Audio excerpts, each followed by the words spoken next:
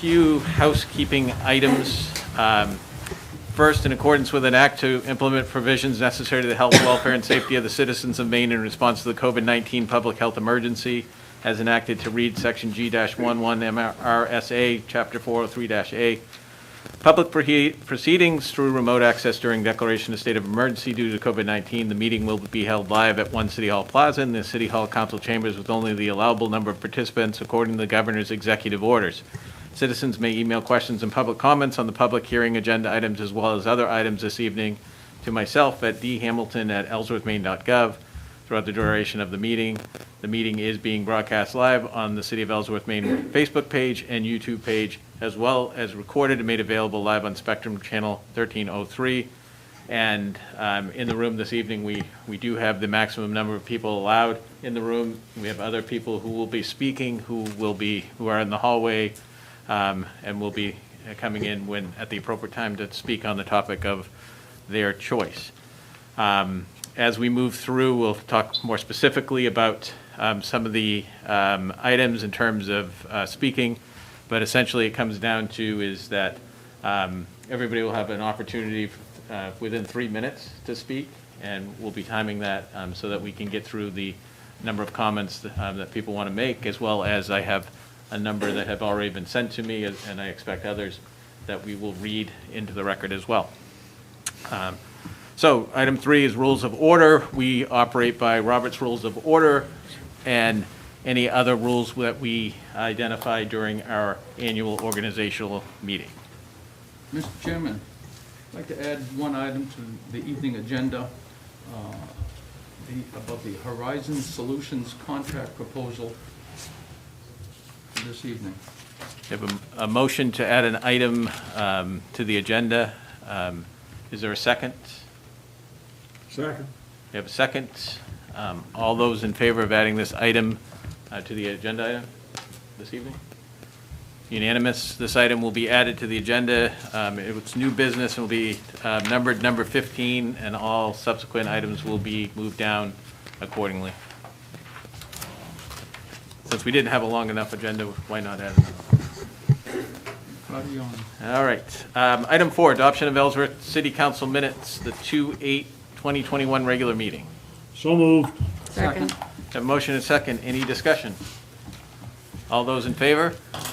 Unanimous. Approved. Item 5, city manager's report. Good evening, councilors. Thank you, Mr. Chairman, members of the public. I have a very short report tonight in the essence of reserving as much time as we can. The only issue I have is bringing forward just a reminder about Thursday, March 18th at 6:30, the Ellsworth Open House, which is virtual this year.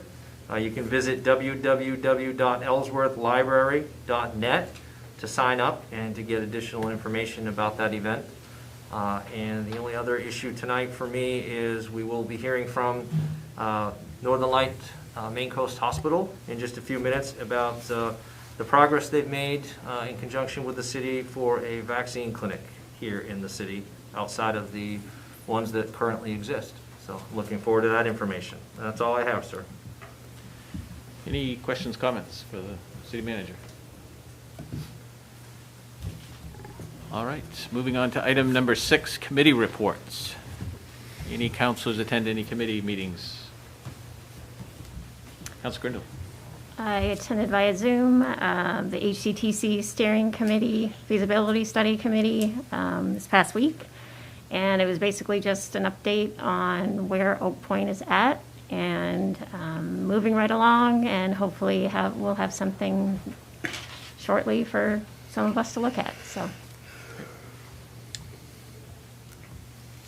Other councilors. I attended, but nobody else did. Your whole meeting of one? Did it go well? Power pack coming in. A lot of debate. I think I don't know. It must have got canceled. I didn't know. So. Yeah. All right, I would like to announce for the public, we have established our dates, and for the councilors, this has changed slightly in terms of the budget workshops that we'll be having.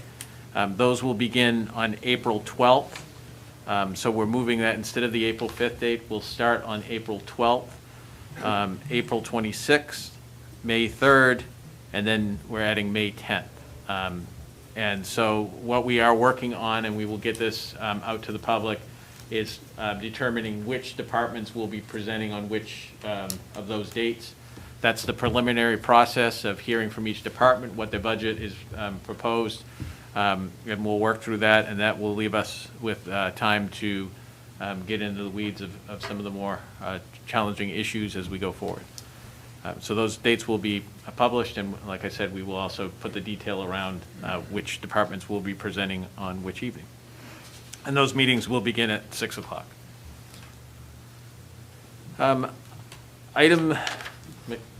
No other committees. Item 7, citizens' comments. So I'd like to start with Northern Light Main Coast Memorial Hospital in terms of they want to update us on their progress with vaccine clinics. So I'll turn it over to you, Joe,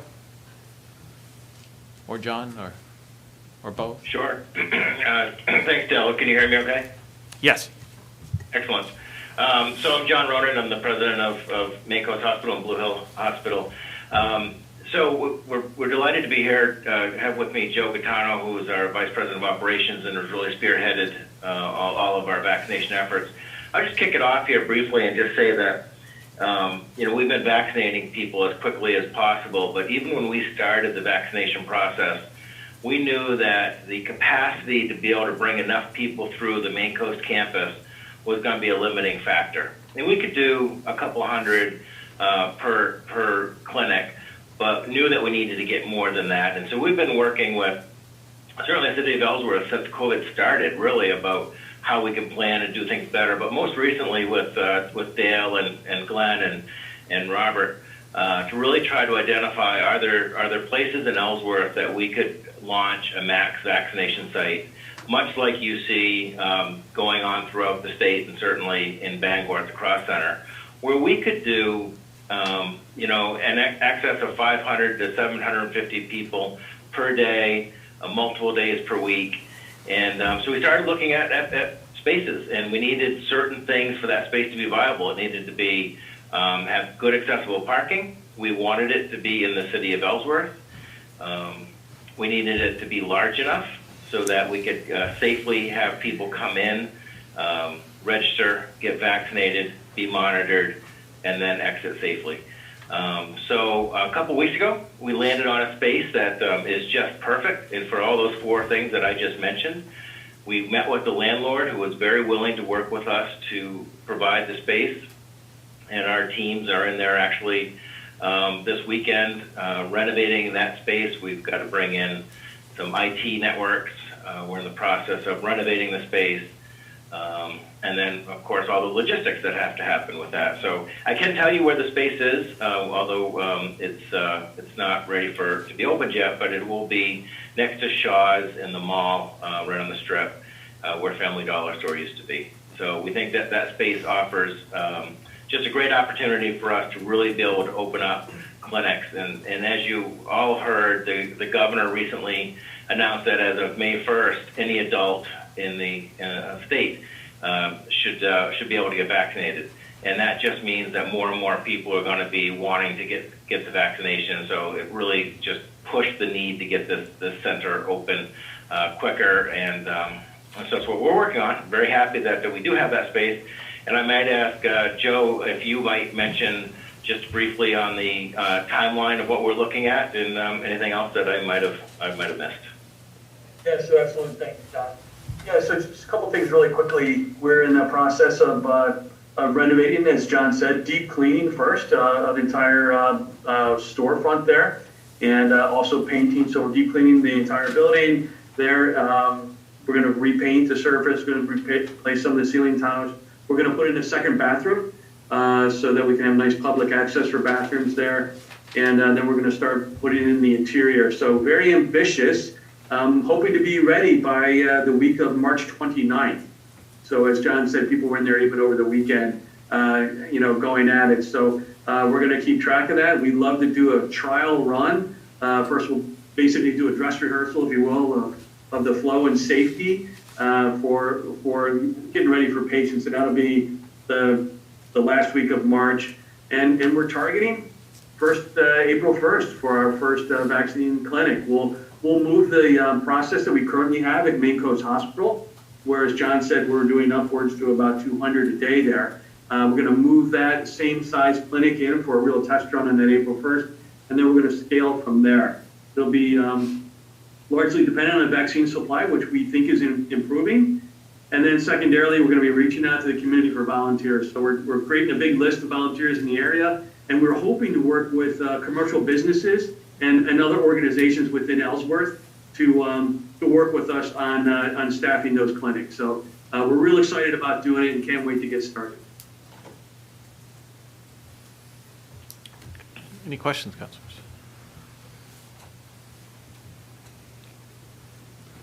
I do want to say, I said this to you in our phone conversations, but it's worth repeating to the public. I just want to express my appreciation for the work that Northern Light Maine Coast Memorial Hospital, that you've put into the effort. This is a big task, and I think I've said this before, but I'll say it again. I don't think people recognize that your system is stepping up to do this for the community. You're the ones organizing it, planning it, and doing it at this point, probably at great expense from a monetary perspective, but from the need of the community, you've really taken this on, and I've certainly appreciated the conversations, and you've been working really hard at making this possible. And this fits into our later discussion we're having in terms of moving beyond COVID and reopening our community. This is a big step in that direction, and being able to have this as a resource and getting the citizens vaccinated will be a significant step forward. So thank you. Thanks, Dale. Appreciate those comments, and it's certainly been a great working relationship with the city of Ellsworth and launching this forward. So happy to answer any other questions that people may have. You don't see? Go ahead. I was kind of wondering about how many people have been vaccinated in like Hancock County so far? Like what percentage? Joe's looking that up as we speak. We were asked a similar question last week by the library. I don't want to throw out a number, but it's Yeah, I'm going to check here. I got to get to the CDC because it definitely expands every day. We've provided ourselves between Blue Hill Hospital and the Maine Coast Hospital over 8,500 vaccinations in the 6 weeks that we've been at it. So we've been at it really hard at both sites. In addition to that, not all those folks are from Hancock County. I would imagine a lot of people traveled based on their website, they could get on. And also a lot of folks from Hancock County have actually gone outside. So last I checked, it was well over 20,000 in the state, in the Hancock area have been vaccinated. I would say it's the estimates are, of the 55,000 people that we have in Hancock County. I would say of those, we know that there was approximately 13,000 that were 10 to 13,000 that were over the age of 70. The numbers changed, so we got a good percentage of them already done. So I'll check the CDC website and I can get those answers back to you. But the number continues to grow mightily every day. Thank you.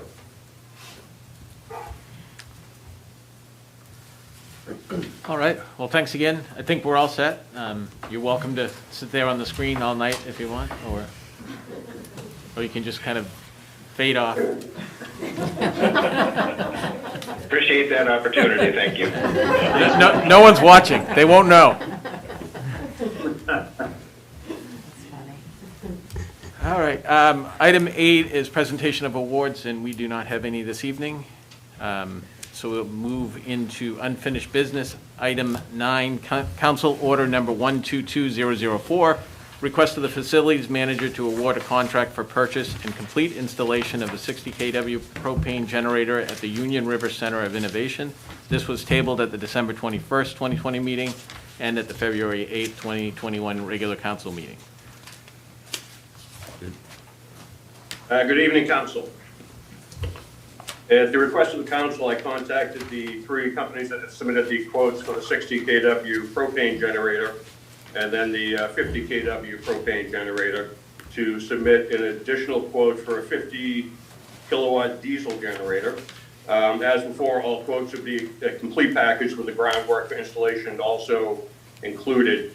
The 9 quotes ranged from $24,860.85 to $41,320.45, with the lowest quote coming from CMD Power Systems for a 50 kilowatt diesel generator. I would therefore recommend the contract be awarded to CMD Power Systems in the amount of $24,860.85 for the purchase and complete installation of a 50 kilowatt Cummins diesel generator at 415 Water Street. These funds will be paid by grants that were secured for Herky for this purpose. Mr. Chairman, move to approve the request of Facilities Management to award a contract for purchase and complete installation of a 50 kW diesel generator at 415 Water Street, Erkey, to CMD Power Systems for $24,860.85. The purchase and installation will be funded through secured grant funds as described above. I Second. have a motion and a second. Any discussion? Seeing no discussion, all those in favor? All those opposed? We have 1 opposition, motion passes. Very good. Thank you, Council. Thanks. And before moving on, I did jump a little bit, just wanted to make sure there were no comments for citizens' comments on the web. I'm pretty sure that as everybody came in, that you're all here for the last item. Am I correct with that? Or was there anybody here to make a comment on a non-agenda item? Okay, that's what I thought. Item 10, Council Order Number 122005, discussion and action on EMS services within the City of Ellsworth. This was tabled at the December 21st, 2020, January 11th, 2021, and February 8th, 2021 regular council meetings.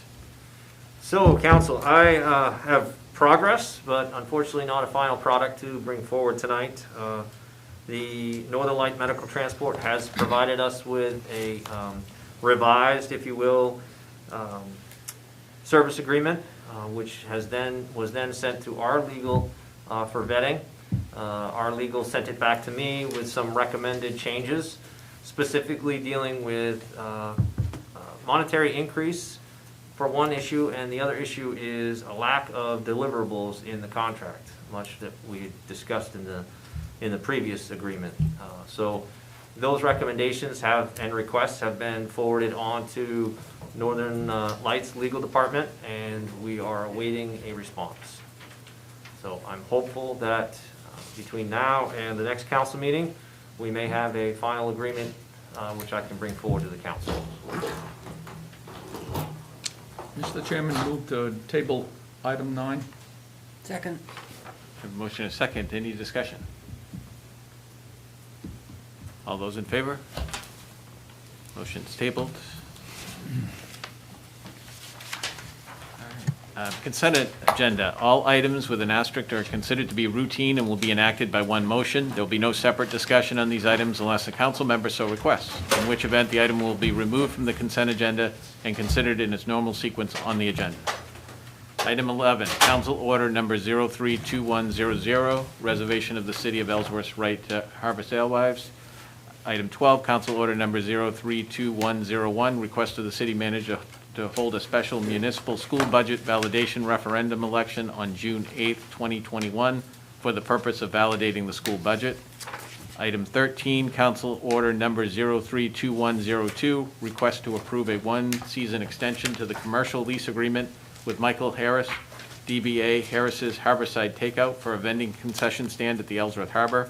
And item 14, Council Order Number 032103, request of the Finance Director for transfer of the defendants in REM criminal forfeiture doc number HANCD-CR-2019-016668 to the City of Ellsworth, and to allow the Finance Director to deposit these monies into the police forfeiture reserve account upon receipt of the funds.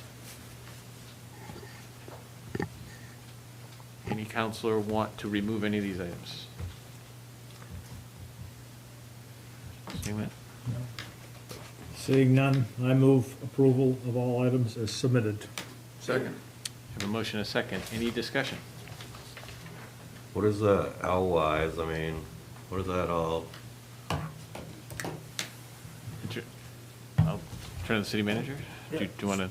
So we have a written agreement with an individual to harvest the alewives. And it's been a standing agreement for the last, I believe, 20 years. We're nearing the end of that agreement with that individual, but this year is contingent upon that. And he has exclusive rights to harvest the alewives and sells those. So it's one person has the rights to all the L-wise? Yeah. Correct. Is there anybody else that was interested in them? It's a contractual agreement. When this agreement expires, somebody else could pursue an agreement with the city. But this is a standing agreement that we've had in place for many years now. And that agreement was made long before the price shot up. Right? And They are, yeah. I guess what I'm wondering is, I mean, what do we benefit from this company taking all the L-wise? Well, the city benefits, we get part of the money. yes. Tonight's agenda item is simply the right for us to harvest them and no one else. The contract that we discusses has nothing to do with what you're voting on tonight. Tonight's just the simple fact that we're reserving the right for the city of Ellsworth to do that and to retain the funds from this. That's what this item is on the agenda. It has nothing to do with that contract. That's a separate item entirely. Okay. This is a state law that requires it annually. You'll see it every year. What's that? This item. So in a year from today, if you're still sitting here, you'll see this on the agenda again. Thank you, Councilor Phillips.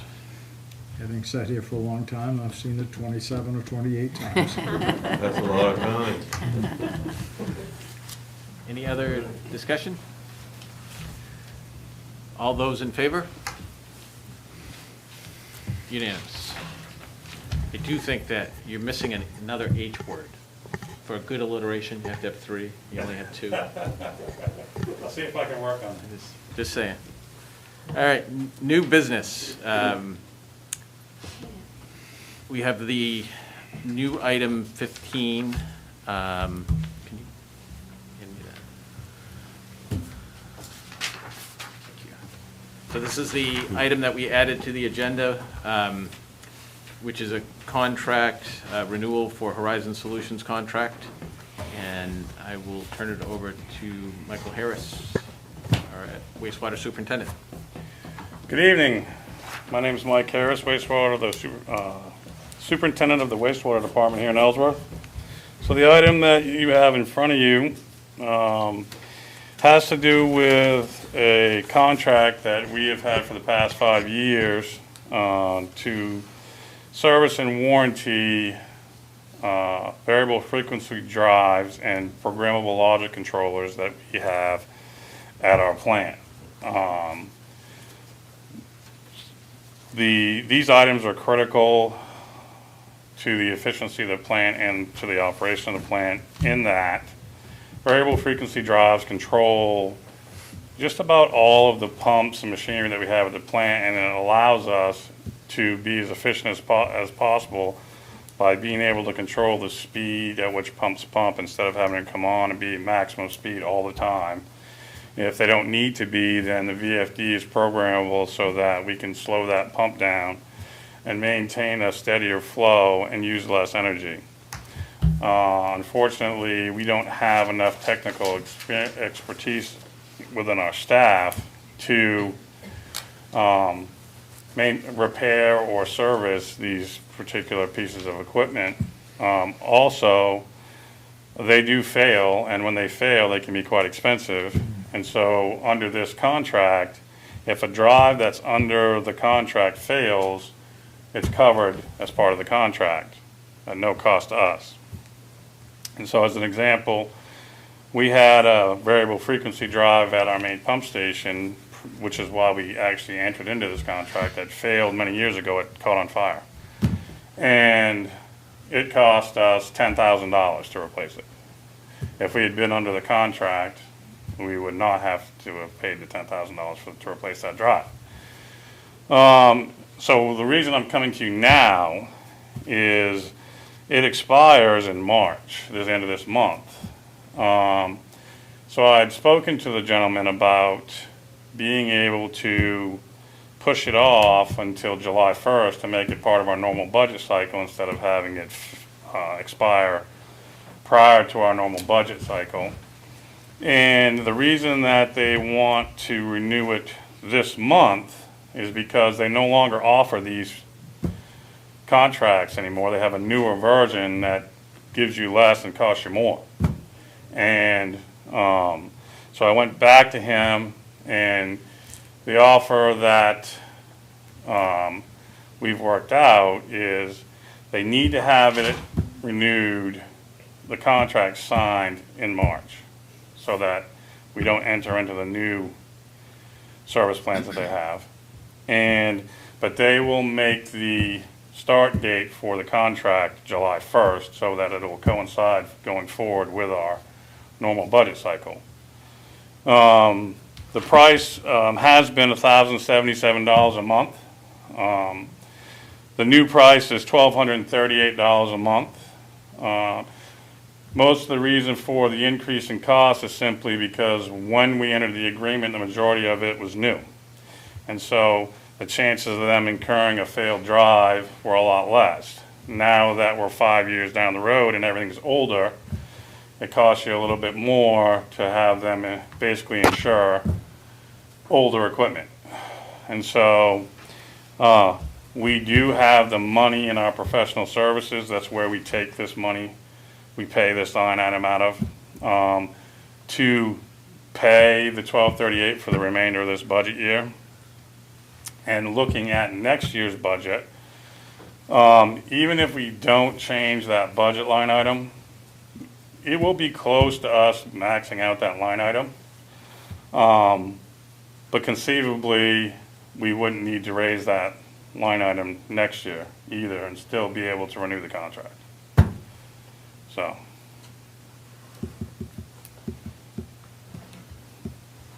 Questions?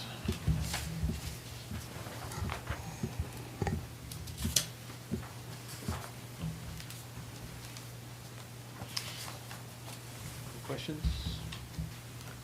So, Michael, in short, we can either spend it now at the old rate or pay more later. Yeah, so just to give you an example, we have 3 drives that are not, all the drives that we're talking about with this contract are under Rockwell Automation, they're PowerFlex drives. We have 3 drives on the plant site that were not Rockwell drives and were not covered under this contract. They came as a proprietary piece of our aeration blowers. One of them has failed. Right now, it's failed. It's a 75 horsepower drive. I haven't got the price back, but we're going to have to pay for that drive. So what I'm working out with Rockwell is instead of replacing the proprietary drive with another proprietary drive, replacing it with a Rockwell drive, and it would be included in the contract, because that's going to cost a significant amount of money to replace that drive. So, yeah, we're talking, you know, if a drive fails anywhere that's probably 50 horsepower or more, you're talking probably close to 10,000 right off the gate, or nothing if it's under contract. It seems to me it's insurance on Yeah. very expensive equipment. Yeah. And if it goes down, you're in trouble because VFDs control the pump. So if the VFDs at the main pump station went down and we could not repair them, you can't just turn the pump on. The way the VFDs are wired, you have to have an electrician come in to bypass them so that you can continue operation. So it's pretty critical. Mr. Chairman, move to approve the warranty and service contract proposed by Horizon Solutions for $1,238 a month. Second. Motion and second. Further discussion? All those in favor? Unanimous. Approved. Thank you. Chair Hamilton, I had a answer to Gene's question. There's 21,443 people have been vaccinated in Hancock County so far. Hancock County. 14,348 first doses and 7,095 final doses. Nice. Thank you.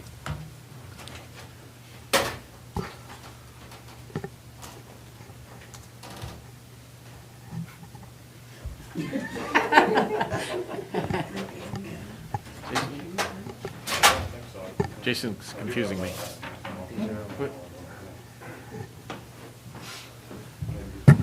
I'm just here for my item.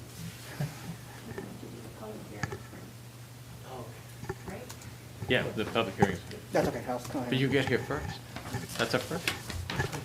All right, so, and I will keep citing the wrong number, I'm sure, but this is now item 16, public hearing and action on the issuance of business licenses. I would like to say if you are watching and intend to comment on any one of these, please send your comments in now so that they will be in my inbox and I can read them.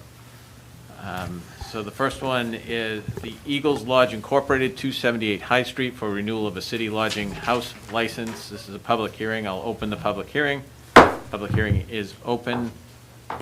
Ask if anybody in the room has a comment. I'll just pause long enough to see if anybody has comment on this. I know there's a delay, so that's why I'm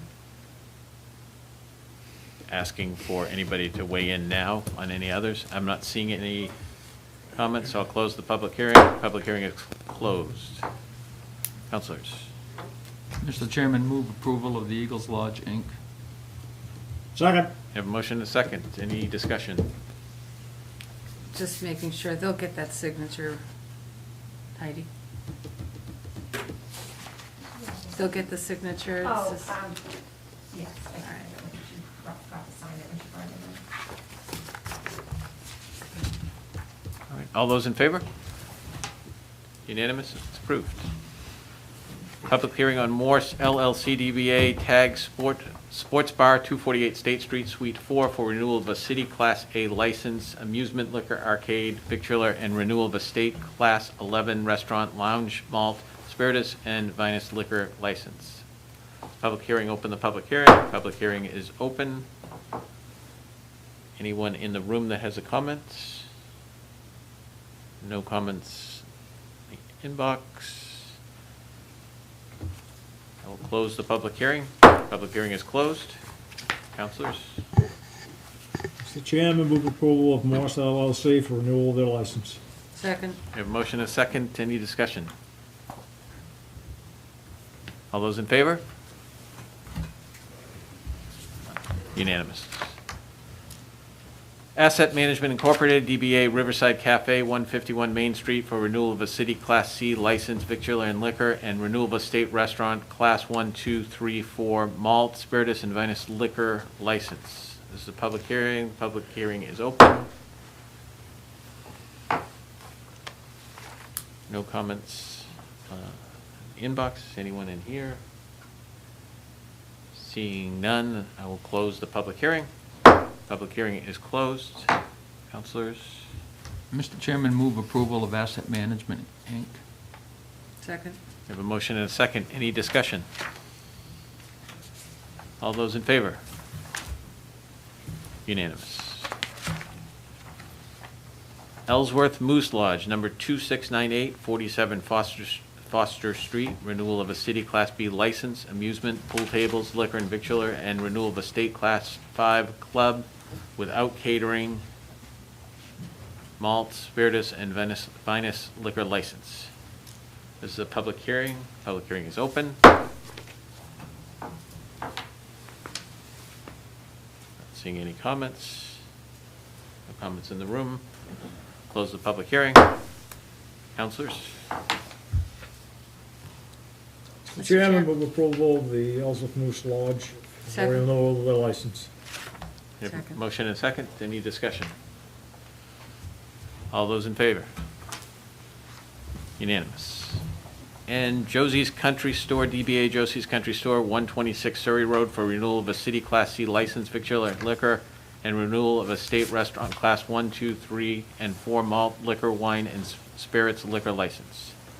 It's a public hearing. I'll open the public hearing. Public hearing is open. No comments in the inbox. No comments here. We'll close the public hearing. Public hearing is closed. Councilors. Mr. Chairman, move to approve the business application for Josie's Country Store. You have a motion? Second. Have a second. Any discussion?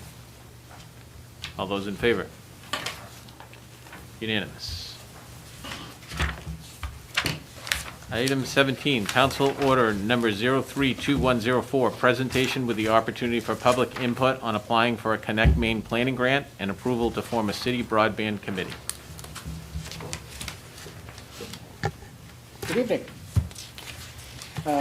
So I'm here to give you a kind of a brief update with Jana, the Economic Development Director, on the state of broadband in Ellsworth and some of the steps forward that we might be able to take to help improve the situation. So first things, we have the current status of broadband in Ellsworth. So essentially, the definition of broadband is generally defined by the speed of your connection. In Ellsworth, I think it's a little easier to define, and it's whether you have access to spectrum or not. If you have access to spectrum in Ellsworth, you have access to broadband by the definition of broadband. If you have only access to DSL, which is the copper service from the telephone company, you may or may not have access to broadband, and in most cases, you don't. So based on that definition, the majority of the city of Ellsworth in the south and west portions has access to spectrum. Surrey Road, Bucksport Road, Down East Highway, Bar Harbor Road, those all have access to spectrum. The areas that are missing that access are in the northern part of the city. So we're talking North Street, Mariahville Road, Winkenpaw Road, Happytown Road, Nicklin Road, Branch Pond Road. So those are the areas where we are lacking access to adequate broadband. So a few years ago, the city did build a 3-mile fiber optic network in the heart of the city. We have a few customers on that. GWI is providing the service to those customers. The city owns the fiber, and we own the attachments, and we maintain that fiber. So that puts us a little bit of ahead of the curve compared to some other municipalities, because by doing that process, we are licensed pole attachers with Versant and Consolidated. So we have already gone through a lot of the steps that some of these towns are just starting to, work on, because we were able to do this with the Northern Borders Grant 3 or 4 years ago. And one thing that's kind of ironic about Ellsworth is we are actually quite fiber rich already, but the problem with that fiber is it's located along the main corridors, and it's not easily accessible to businesses, small businesses and residents, mainly because of network designs and the cost of getting access to that fiber. So here's a map that kind of highlights those areas that I'm talking about. We've got, this is the core of the city here. We go up Bangor Road. We have areas around Green Lake, Graham Lake, Branch Lake. Those are the areas that are largely unserved right now. Just kind of a visual of those areas. This map is actually from the Connect Maine Authority, and the colors are supposed to represent the speeds that are available, but the sources of this data are not very accurate. So don't pay a lot of attention to the colors. They're not accurate at all, honestly. So that's where that is sourced. By serving by bringing broadband to those areas, we are bringing broadband to approximately 1,200 properties that have a building on them, 1,200 premises. residential or business, which is approximately 30% of the total residents and businesses in the city. I also want to point out, because there's probably someone watching who's in one of the served areas that doesn't have access, it's not a fail-safe. Just because you live off the Surrey Road, maybe Spectrum may not come all the way down your long driveway or something like that. So there's someone in those served areas that aren't technically served, I'm sure, but they would be very difficult for us to serve without doing a citywide 100% type of network. So here we get to the our suggested path forward, and that's where Jana is going to step in and do her part. So what we know so far is that there's citizens and businesses in the city of Ellsworth that have connectivity that's adequate enough to either do business, to be able to do remote schooling, to be able to work from home, and there are those that are not. So to be able to understand just how many, what the numbers that Jason gave are just an approximate number based on doing some looking at polls and understanding where Spectrum begins and Spectrum ends, and understanding how many properties are off of in that area. So to get a better idea of properties that aren't served by broadband, adequate broadband, we suggest conducting a survey of residents, particularly in the underserved areas in the northern sections that Jason pointed out. The survey will help us determine the take rates and the appetite for different for broadband service at different price points. So if somebody is currently served by Spectrum and they're happy with that, then they might answer that they're fine with what they have now.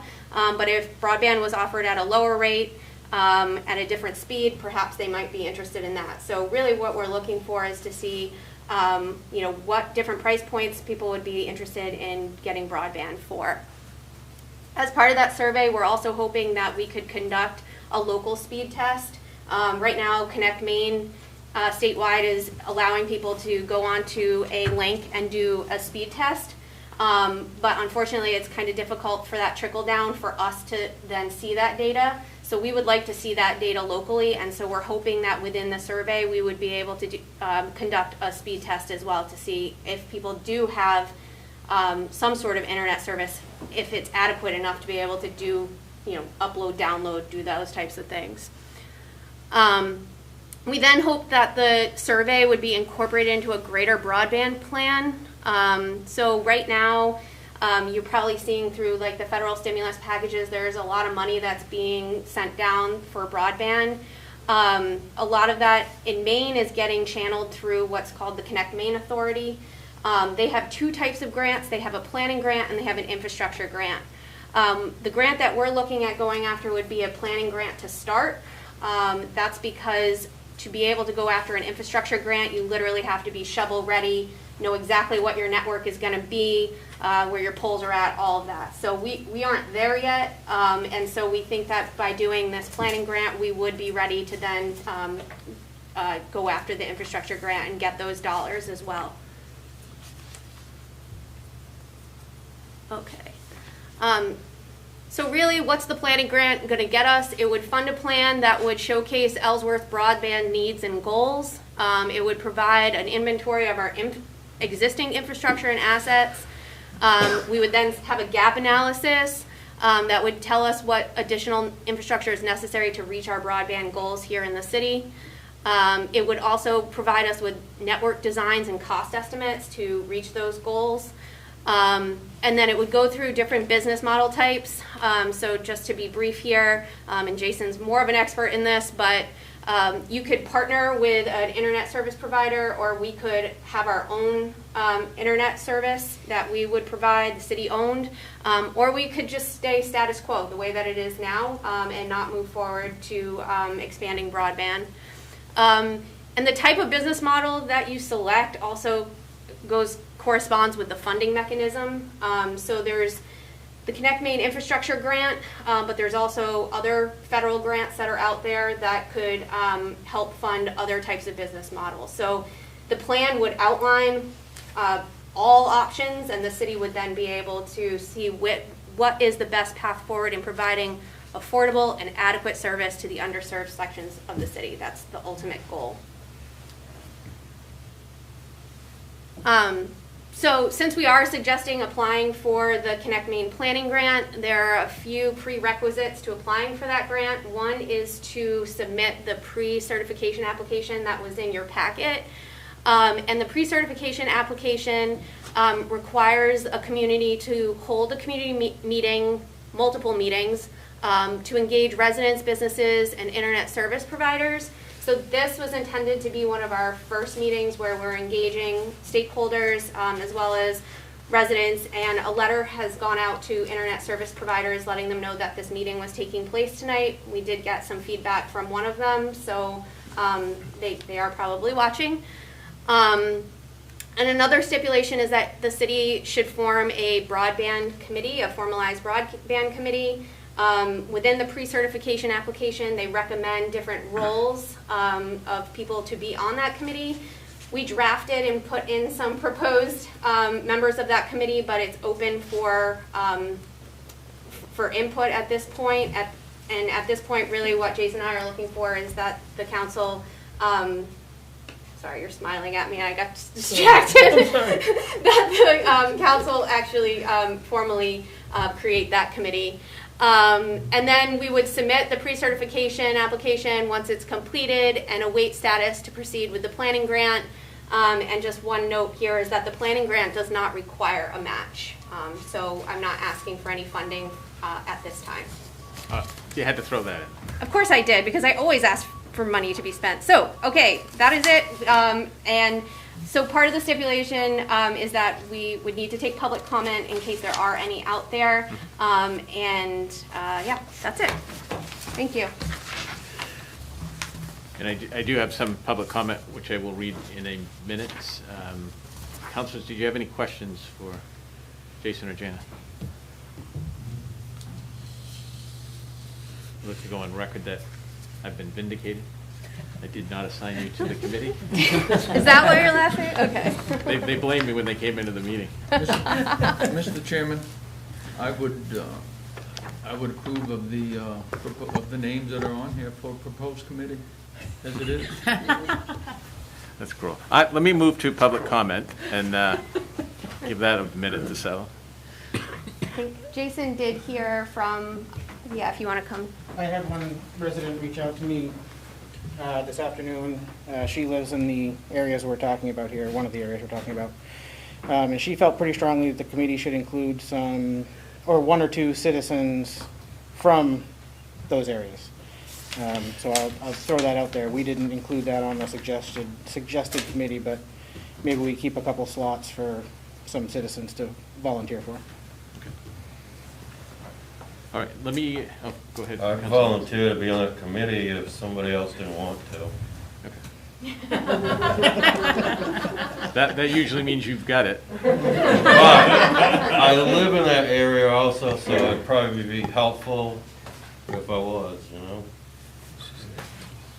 Let me, I'll read the comments coming in that I've received. This is a question from Pioneer Broadband. If the city is seeking a planning grant from Connect Maine, does that mean you know how much money you are seeking? Have you received quotes for anything you are seeking? We have not seen, no. The answer is no. We don't know how much we're seeking. And, well, it depends, because we did talk with, who was it, Mission? Yeah. We have some, well, it's a planning firm. We have some estimates from them, but we've kind of piecemealed that at this point, so we're not talking numbers at this point. Right. We would probably have to seek more estimates than the one that we have, but we have a ballpark figure based on that estimate of like the type of deliverables that we would be looking for and the costs that are associated with that. Great, thank you. Have a comment from David McGuire of Nicklin Road. Dear Chairman Hamilton, I'm writing in support of Ellsworth's application for Connect Maine Planning Grant and the formation of a city broadband committee. Expanding and improving Ellsworth's broadband access is very important to fostering economic growth and meeting the expanding needs of all of its citizens. If the City Broadband Committee is approved, I strongly encourage the inclusion of several individuals not currently involved in city government. I would be pleased to serve on this committee. As a retired educator who has IT experience, I feel it would be a useful addition to this committee. Best regards, Dave. And then,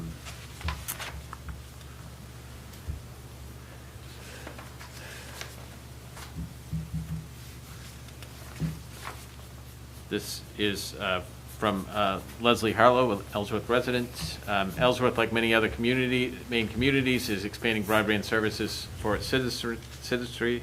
The expansion of broadband through Ellsworth is both exciting and responsible. Most of the communities that are working on expanding broadband have created a broadband committee made up of town residents who represent sectors of the business, tech, health, education, and average citizen sector to work on the development of an equitable broadband network that everyone can benefit from. As Ellsworth gets closer to expanding broadband, I am in hopes that a citizen committee made up of Ellsworth residents from various walks of life can be included in the process by participating committee that is approved by the council. Thank you for your consideration, Leslie Harlow. And the last one I have.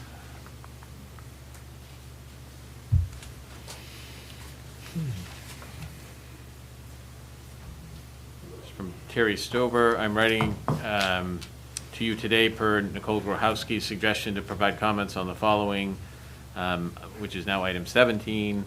I'm going to try to make my short story. We moved to a private road just off the North Bend Road in Ellsworth about 6 years ago. The only internet available to us was through Consolidated Communication.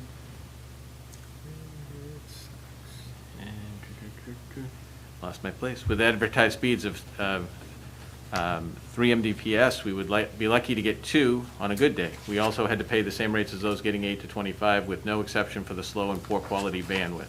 Obviously, the speed is not fast enough to do much of anything these days, and basically provided only a little help for our basic internet needs. I would call Consolidated at least every 6 months to see if there were plans to update the remote terminal for our service area that covers about 370 subscribers, and always get a no, and that honestly it probably never would be because the price for them to upgrade was too high compared to the amount of subscribers. Knowing the squashed our hopes, holding out for them to run this line down to us. Through many calls and emails with various contacts at Spectrum and Versant, we were able to secure construction for less, but if it had not been as vigilant and advocated as hard as I had to, we would still be stuck. I fought hard when COVID hit. The need for reliable and simply adequate internet became too great in this new reality. I still had to shell out a good chunk of money to get us here, and this should not have to be the case.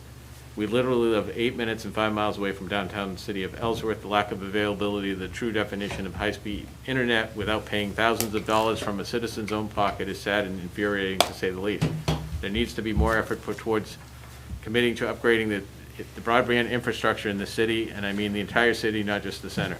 I do not know how parents of school kids are surviving without it. I know of families that live only a couple of minutes from town that are spending hundreds of dollars on unlimited mobile data and mobile hotspot packages, and that is still not enough.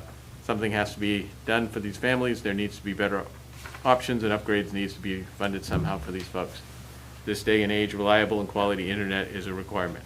Thanks for reading. And those are the comments I've received. Oh, wait.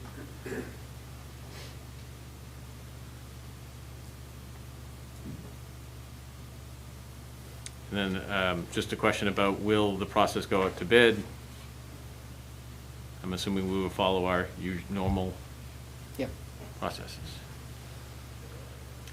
Okay, those are the comments I have. Anybody in the room have a comment? All right, councilors. Mr. Chair? Yes. I just was wondering, what's the timeline for this project? Do you know? Do you have a feeling for what that might be? I don't really. I know some of it, if depends on how we proceed. If we're going to go after a grant, we have to wait for the grant windows to open. There's nothing that says we have to go after a grant.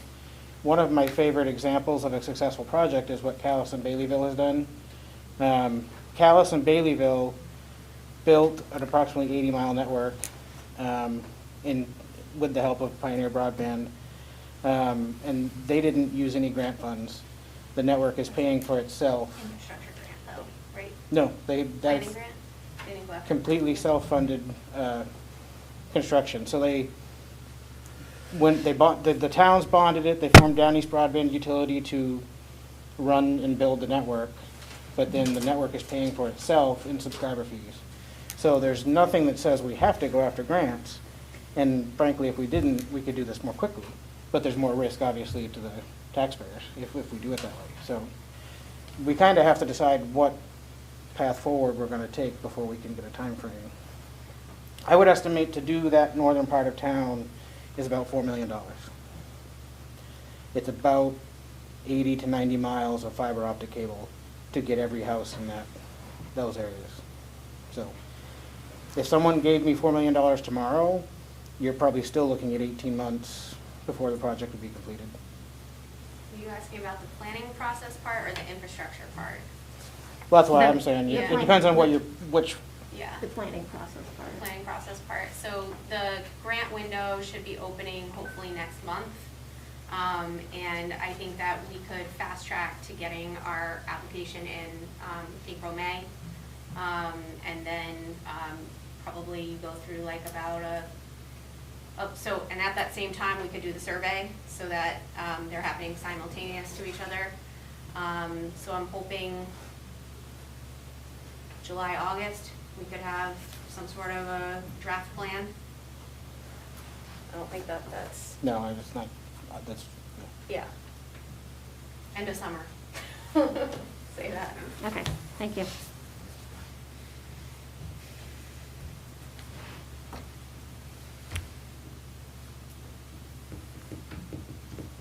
Councilors? Apply for a lot of grants. It's a way to offset the city's costs, right? Yeah. Is there a motion? Yeah.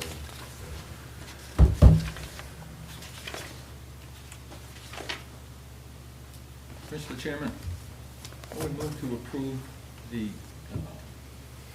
planning grant proposition as filed tonight. Second. And to move ahead with it. Second. A motion and a second. Further discussion? I would just, from the comments, and I think you addressed part of it, I think having citizen input and business in different sectors, very important, but it sounds like you're planning to do that, so. All right, all those in favor? Unanimous. Approved. Thank you. thank you. All right.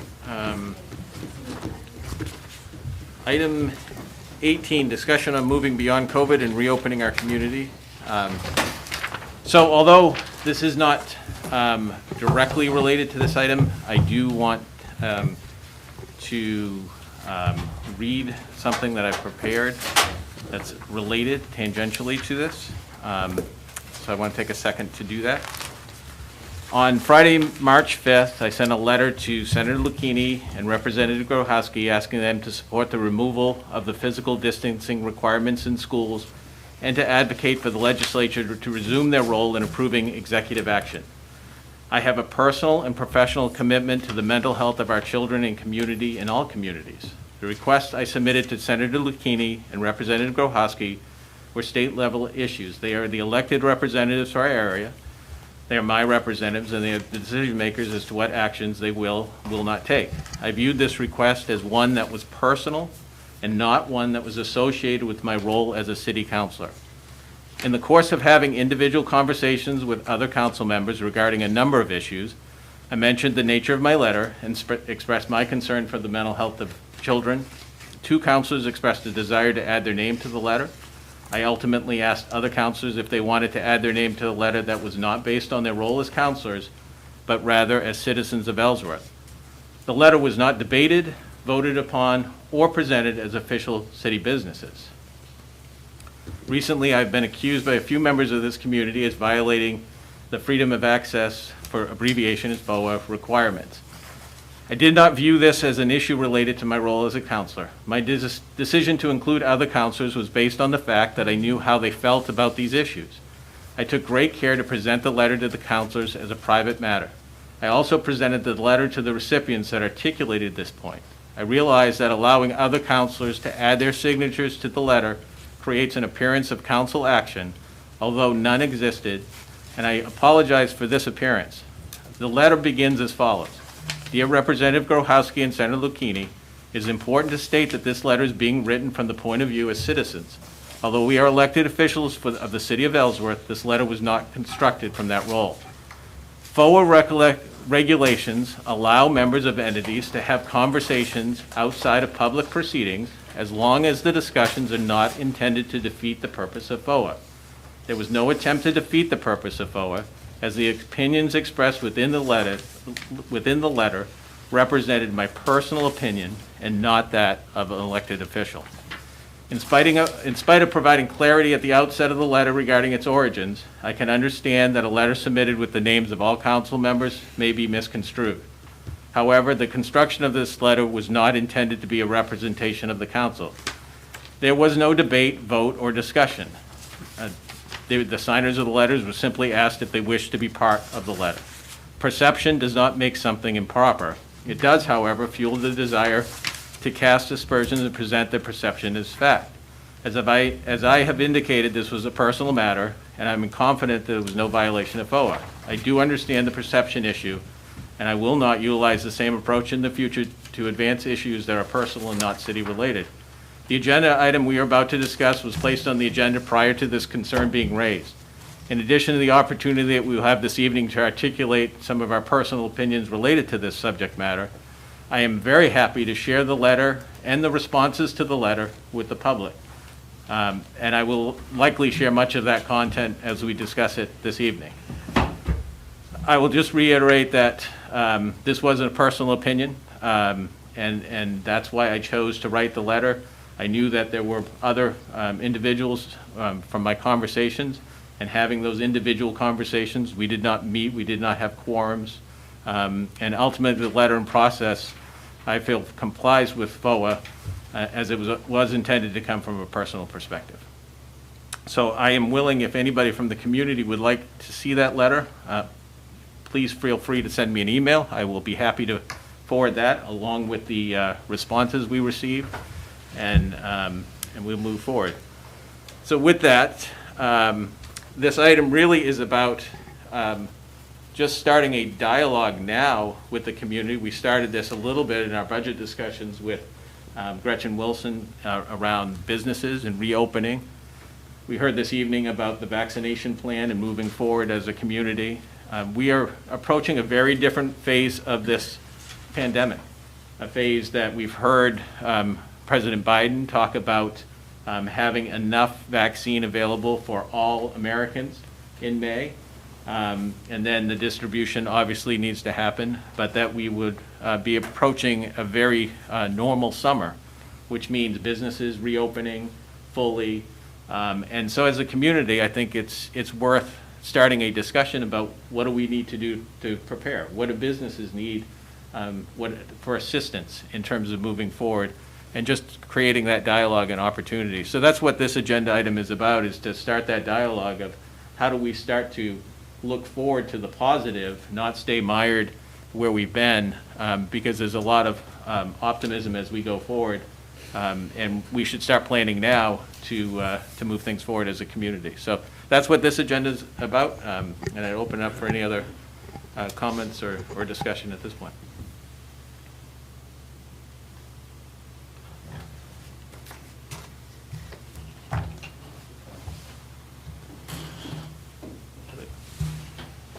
Mr. Chair.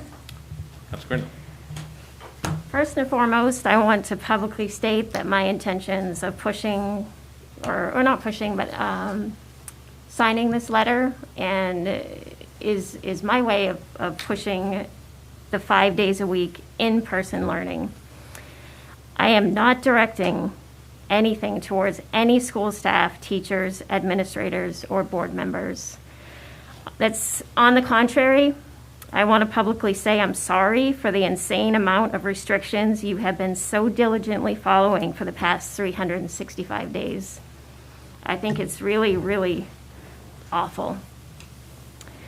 I'm really frustrated with the CDC, our governor, the Maine CDC, and the DOE. and their one-size-fits-all approach that is outdated and doesn't appear to be following the science. With the amount of data that's available to them and all the public health experts out there saying that kids need to be in school 5 days a week, you need to make that happen now. Stop hounding the school board. Start calling the governor. Start calling the DOE. This is enough. It's awful.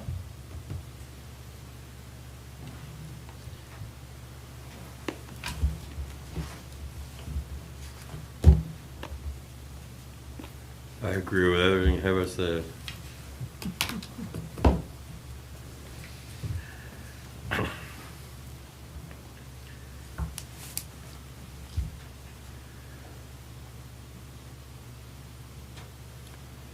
So I think we will, in terms of, I know that the city is already been, had some conversations, or are about to have conversations with some businesses in terms of some ideas around helping to support reopening. So certainly, as that moves forward, we will certainly have these discussions as in our next formal meeting, but also I think in our budget meetings it will come up.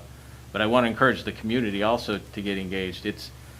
I think one of the things when I think of and what I was advocating for personally was the fact that I work in the mental health field. I know the statistics, and I know that the longer we stay in lockdown, the more toll it takes on people's mental health. That doesn't mean that everything that's been done has been inappropriate or unnecessary. But at the same time, it certainly, as we move forward and there's some different statistics, it's on that basis that I was advocating for it. As far as this community goes and my role as a counselor, what I'm interested in doing is supporting all of us to be able to move forward, to be able to recognize that we are in a different phase and to prepare this community for what I hope will be a quote normal summer, and to get back into those steps, and to help everybody to kind of take this past year that's been a toll on many people. The reality is that the people have died from it. There have been losses. People have been very sick. We've all experienced something very differently, but at the same time, we need to move forward, and we have that opportunity. And so my interest as a counselor is to just be part of that process for this community, and help move that forward. And so I just wanted to put that on the agenda for this evening to make it a regular dialogue for all of us, and to figure out a way that as a community we move forward and turn what's been an awful experience for everyone, move beyond that and start moving to the positive outlook. Sure. Yeah, I think some people were planning on coming tonight to speak about the school's plans to reopen, but they're in a meeting tonight discussing those plans. So I just wanted to also make that clear. So things are moving forward, hopefully soon. I think if we can get all the kids back in school, we can also get some more people, out in the community being able to work instead of staying home taking care of their kids. So that should help our businesses as well. So opening the schools up is nothing but good at this point. Yeah, and certainly I would echo what Council Grindle said, that the school board, the Ellsworth School Board has done a great job. They're trying to move forward, but if you watch the school board meeting, you would very quickly hear that they're constrained by the executive orders and by the guidelines that exist.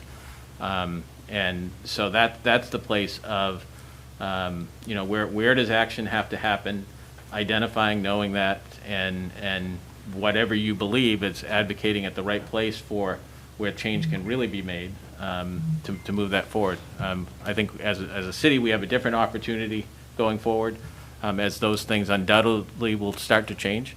But getting out in front of it and maybe doing some of those things that we've been trying to plan for a while and haven't been able to do, events and community activities, it would be nice to get that planned and on the calendar to make this a great summer.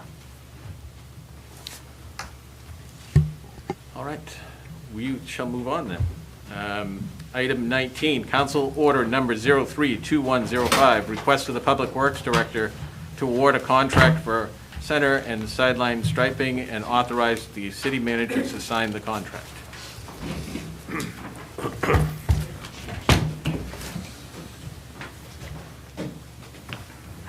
Good evening, councilors. Lisa Sekulich, Public Works Director. I'm here tonight for hopefully something quick and easy. Line striping, we do it every year. The city is an urban compact, which means we took over maintenance of some of the state-owned roads, and included in that is road striping.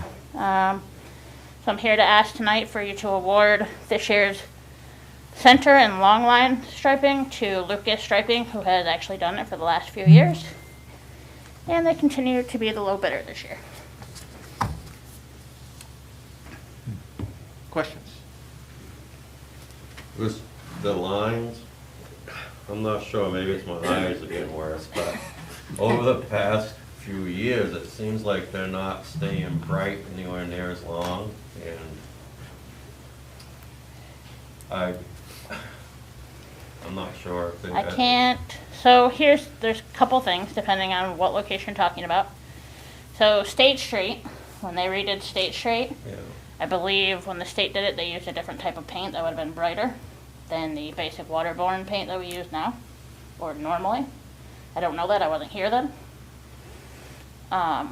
But as far as the rest of it, it's waterborne paint with glass beads. It should be the same. So maybe it's my eyes. I got an appointment on the 25th. Maybe I'll wait until That's my then. nice way of maybe saying it. No, I just notice it more and more, like when I'm driving in the dark, it's like, where are the sidelines? And, it just seems a little less brilliant than it used to be. In theory, it should be the same. Okay. Lisa, back in January, you and I had a short email conversation about that same issue.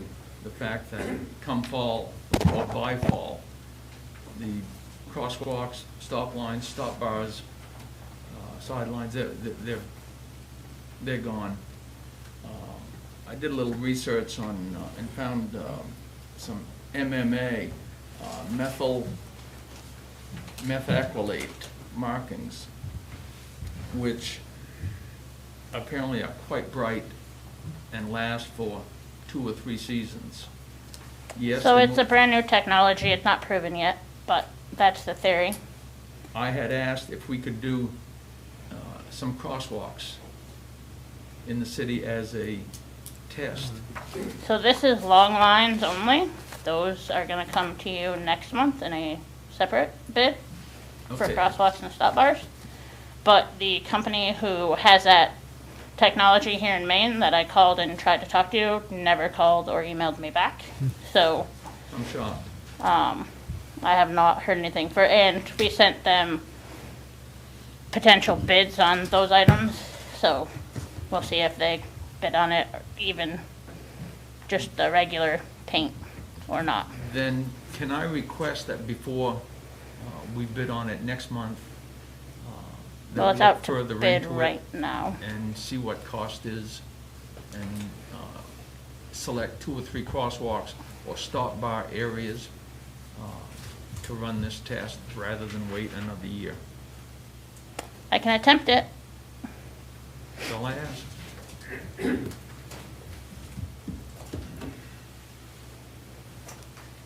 Very good.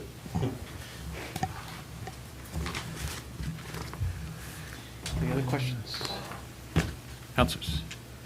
Now, Gene and his fading paint, for 3 or 4 years, we paid whoever it was at the time to do Myrick Street twice, spring and fall, and evaluated it. And believe it or not, it didn't seem to help. By the end of the winter, they were just as faded, and all it was an additional cost. We didn't seem to gain anything.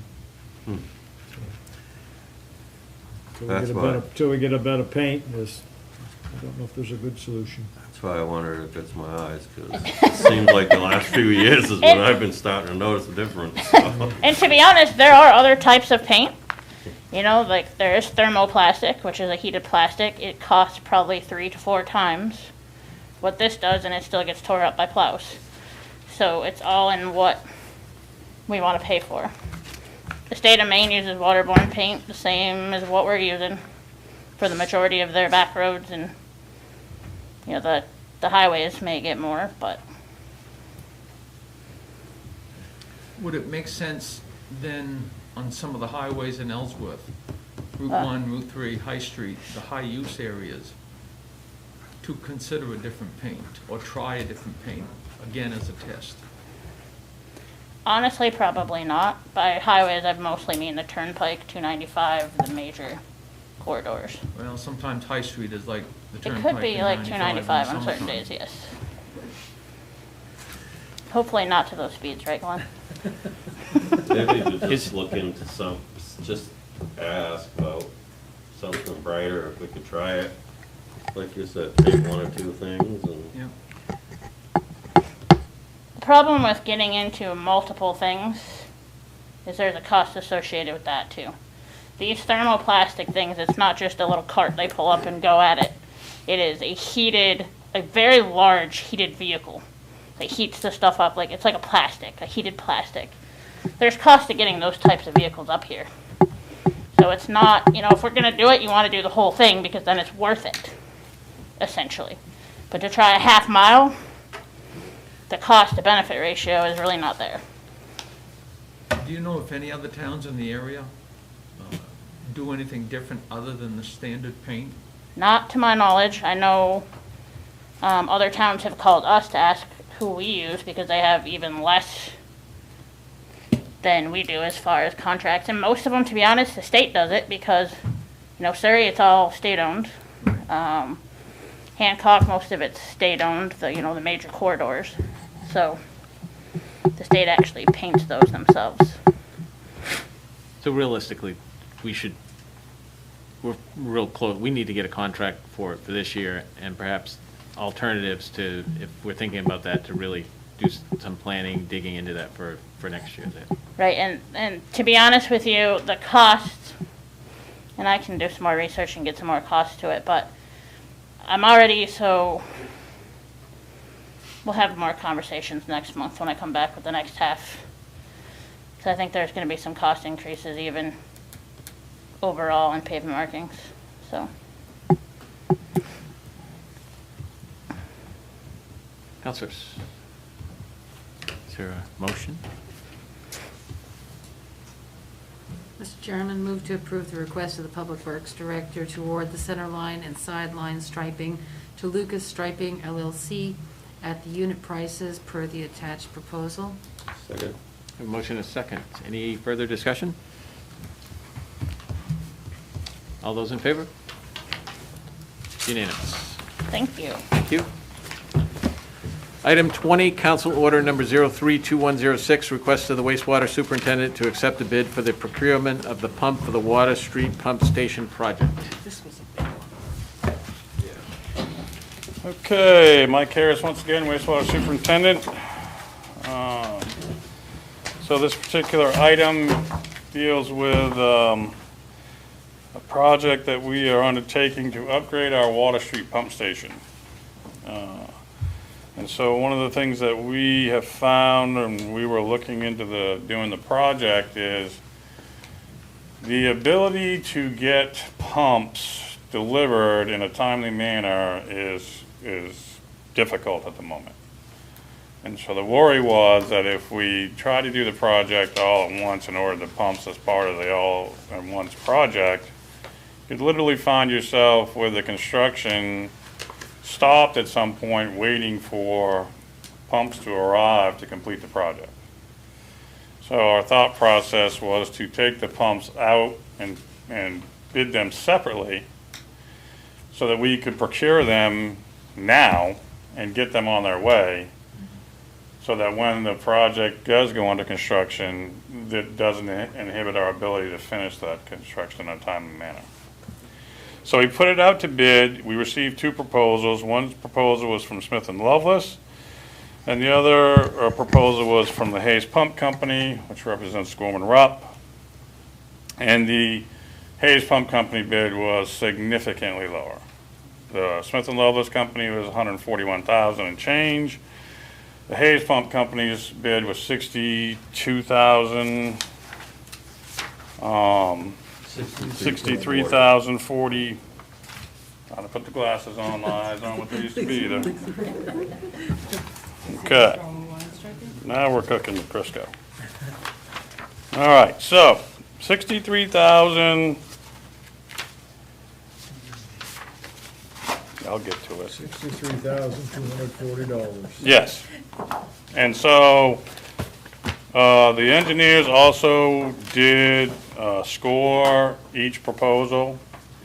And the Hayes Pump proposal came out with a better score anyway.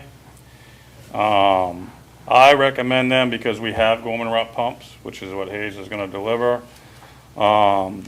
And so it keeps us in line with what we have. We do have Smith & Lovelace pumps as well, but they're very old.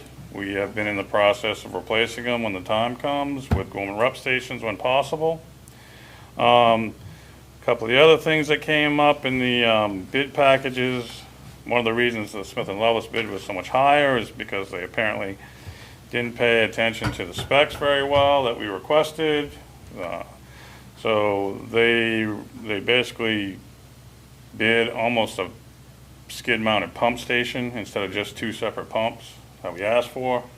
And they ended up bidding on 12-inch pumps instead of 10-inch pumps, which is what we're designing around. And so that would obviously require changes in our design scheme and to increase piping, which would increase sizing and things like that. And so at the end of the day, Gorman Rupp, the Hayes Pump bid, came in at a very good price, and it's definitely, to me, in my personal opinion, the better of the 2 options. Councilors, questions? Michael, what about warranties? Yep, so each pump, each proposal came with warranties. I believe the Hayes Pump Company is a 5-year warranty. I have it on the score sheet, so let me pull that out. Over here. So warranty.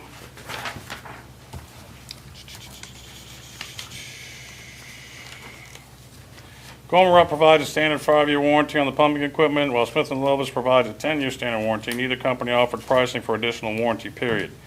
Based on the bid evaluation criteria, a maximum of 10 points is available for the equipment with the most inclusive warranty. Scoring for this section was awarded as follows. Smith & Lovelace was awarded 10 points, and Hayes Pump was awarded 7 points because they had a 5-year instead of a 10-year. Typical warranties on most pumps are 5 years.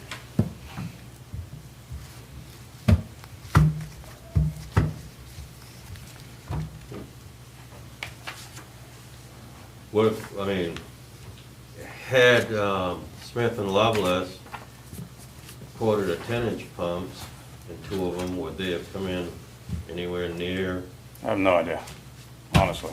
I just wonder if we shouldn't check that before. We have to follow a procurement policy. So this is part of the Northern Borders grant that we received. And so because it's part of a Northern Borders grant, you have to meet the criteria for procuring bids, which we did. Each company was provided the exact same bid package. How they responded to the bid package was up to them. And so this is where we ended up. And as I said, to me, Gorman Rupp is a far more, it's a better pump. I don't know how to better say it. It's a better pump. It's a better pump. I have both pumps. I've worked on both pumps. I know both pumps. Gorman Rupp's a better pump. I was just wondering, getting at the 10-year warranty compared to the 5-year warranty. I didn't know if that would make quite a difference. So. And you know, honestly, I don't even think I'm allowed to go back to Hayes and say, hey, by the way, you know, we're confined by the rules of the procurement process, and they're pretty strict about it. So I would love to have seen them give us a 10-year warranty, but even all the equipment that we built when we built the new plant back in 2012, the majority of the equipment, most you got for the warranty was 5 years. I was just going to ask, you made the point about this is part of that larger project. Exactly. Could you just briefly remind everybody what's going to be taking place? You don't have to go into great detail. Sure. Just So the Water Street pump station that we have as it sits currently experiences issues, particularly in the spring during especially winters with heavy snowfall. When you have the spring storms where you have a combination of rain as well as a heavy snowpack, it tends to overwhelm the pump station and surcharges the pump station, which means it overflows for people that don't understand what I'm telling you. And so then I have to report to the DEP that we've had an overflow. The DEP doesn't like that, so the DEP has mandated that we do something to correct that issue. And so this project is a big project that's going to involve upgrading that whole pump station to give it more capacity to deal with the higher flows. As well as part of that project, we have done investigations on the collection system, and we've cleaned and jetted and cambered the collection system that comes to that pump station, determined areas that need repair. We've already started, we've done a repair on one of the sections already. And so the overall purpose of the project is to give us the capacity we need and to make sure that the collection systems that feed to that station, the integrity is such that we're not getting a lot of extra storm water flow or groundwater flow into that station. Is this at the new facility where you thought? No, it's right behind RF Jordan's. Okay.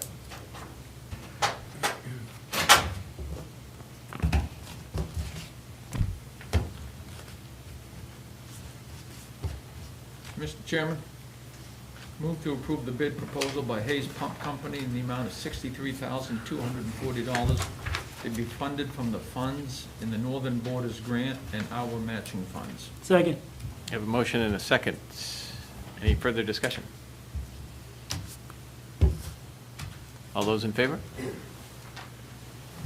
Unanimous. Thank you very much.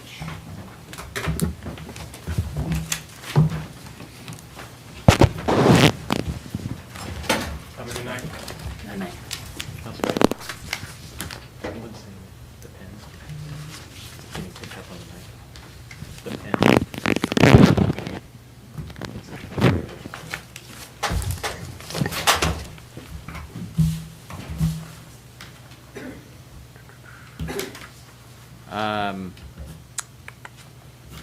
And I do have a comment that came through that I didn't see before.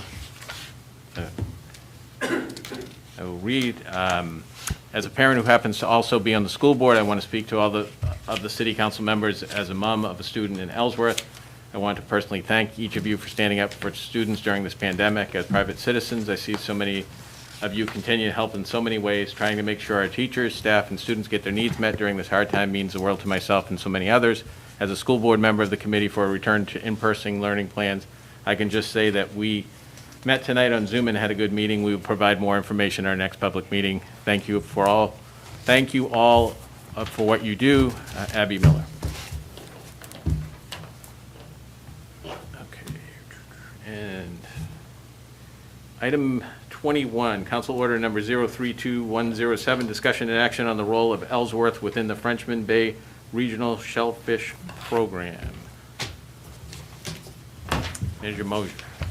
Sure. And Councilor Blanchett will probably chime in at some point because he's been part of this for many years.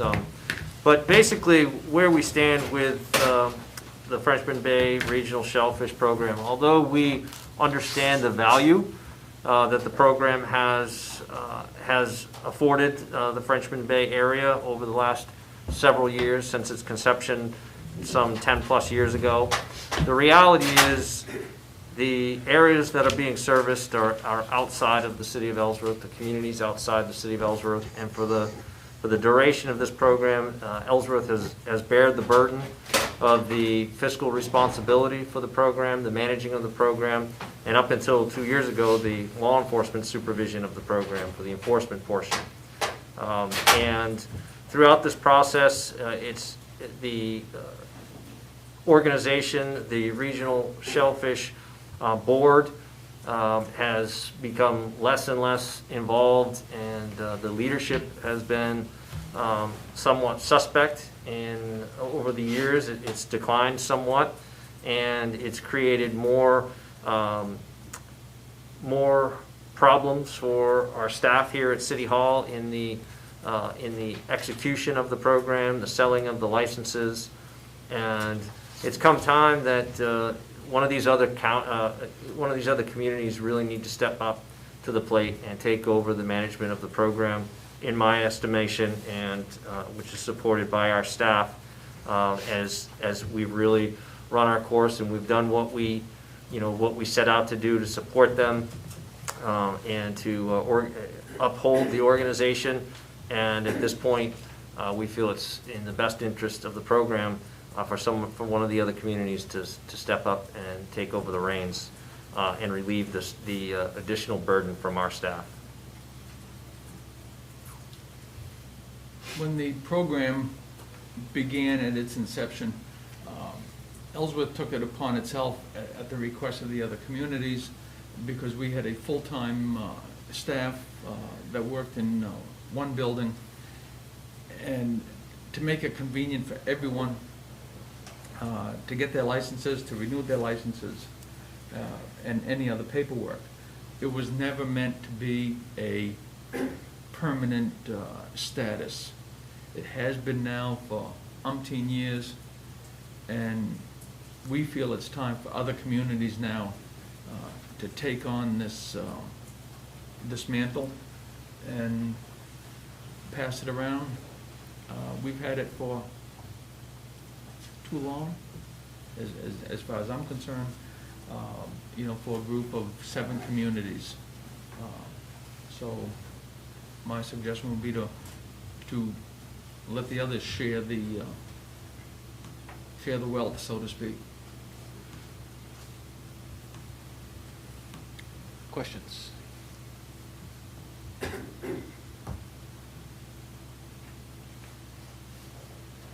there anything from a negative perspective that? Well, I will say that there is a potential that if one of the other communities doesn't step up to the plate, that the organization as it exists could fold. There's some administration responsibilities, there's reporting to the state that has to take place, all of which, again, the city of Ellsworth has been doing exclusively for the duration of this program, which is 10+ years. We've had many conversations with the board members, or the leader, head of the board at this point, which again has changed over the last couple of years. And he's expressed concern because he has reached out to the other communities, some of the other communities, and for this reason or that reason, they don't have the capacity to take this on.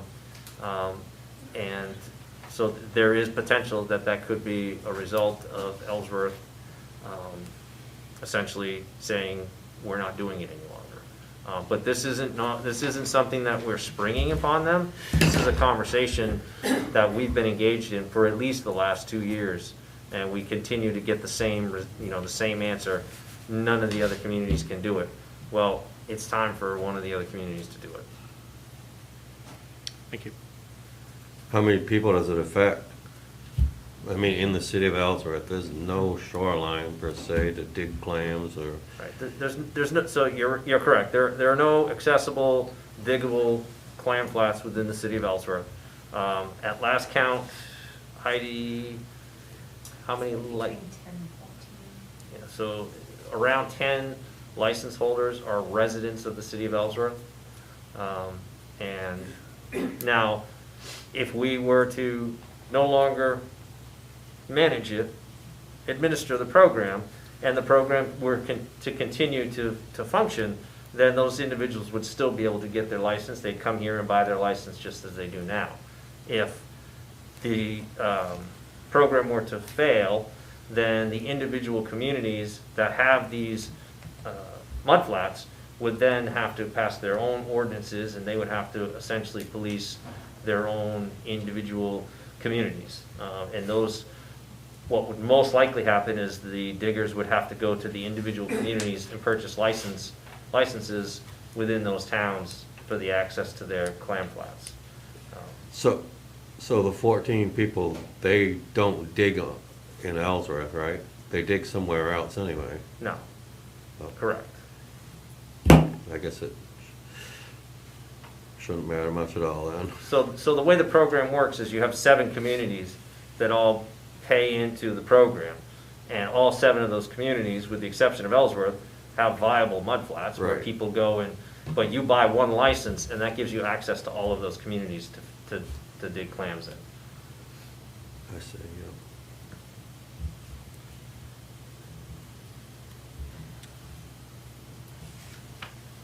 All right. What would you like to do?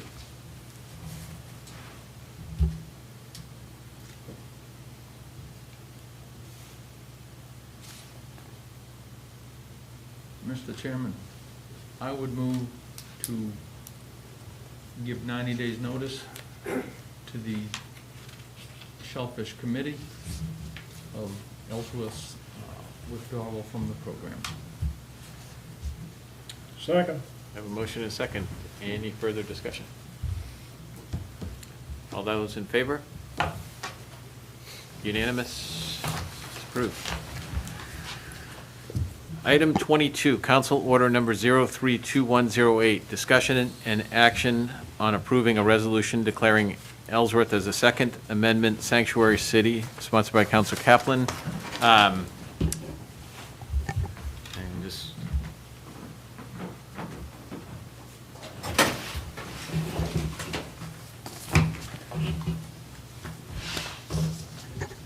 all right, a comment came in after our vote, but I will read it. This is an example of collaboration where the county seat and the largest town among the others. Don't the license fees pay for the management and oversight? Andrea Peria, Ellsworth. Do you know if that's, did the license fees generate enough to cover the costs of us covering, providing? So we pay into the program, and the licensing fees, between the cost of enforcement and and certainly our employees' time, it's unlikely. I don't have the finances from the Shellfish program, but my understanding is over the last few years, it really hasn't been able to make ends meet, which is part and parcel why they went away from the full-time enforcement piece, because they couldn't afford to continue to pay that. So they went with 2 part-timers and didn't have to pay benefits and all of that. So if it does pay, it's minimal at best. And it certainly doesn't pay for the aggravation that our clerks have received over the years in dealing with the program and dealing with the state mandated requirements and reporting. Okay, thank you. So let me just acknowledge that one of the challenges with trying to accommodate public comments through this medium during this pandemic is that emails, this may have been sent 5 minutes ago, I don't know when, but it was just received after we voted. And I know in the past when that has happened, comment came back stating that we didn't read it and that how would we know if the vote would be different. So I will offer the council, based on this comment, does anyone want to put a motion on to reconsider the vote? Seeing none, we will then move back to item 22, and I just want to preface this by I have a fair number of comments that have come into me already throughout the week, so I will be reading all of those. We have a fair number of people in the room, and given that, all comments will be limited to 3 minutes. Councilor Blanchett will be the timekeeper. That will also include the ones that I'm reading. There aren't many that are that long, so I should be able to read all of those. but I want to respect that as well, and we'll have others. The other thing is, if you've already sent me your comments, that those will be read, but also if you don't hear, if you sent something in and it hasn't been read, then please forward that on as we go. I want to make sure that, I don't believe that I'm missing anyone. I responded to everybody that sent a comment to verify whether they did or did not want it read as public comment, but there's always the potential for that to be missed. Again, one of the challenges of this process. So I want to make sure that everybody is heard and has an opportunity to speak. So I will turn this over to Councillor Kaplan to present the agenda item, and we will go from there. Yes, looking at whether or not we should become a Second Amendment sanctuary city, I was approached by several residents who specifically asked me if I would present this. And as a lawful, law-abiding gun owner myself, and understanding some of the legislation that's in the works at the federal level that is a blatant violation to our constitutional rights, including trying to create a national gun registry, for example, wanting to confiscate weapons, creating barriers to entry, including the taxation of guns that people already own and guns that people are going to purchase, as well as ammunition and magazine capacity, etc. And the Second Amendment was so important that it's number 2 on the list. And if you can violate one right, you can violate the next. And this is not a new thing. We've seen that Paris did it, Fort Field did it. There's several other cities in Maine that are doing it. And in fact, as of March 5th, there are currently 1,006 cities across the country that have felt so strongly about their Second Amendment rights that they have done it. This is not creating any new legislation. It's just saying that if the federal government is going to pass laws that are going to require confiscation, any new laws that are not currently on the books today, that is going to create unlawful gun confiscation of law-abiding citizens, that we would not, as a city, engage in that.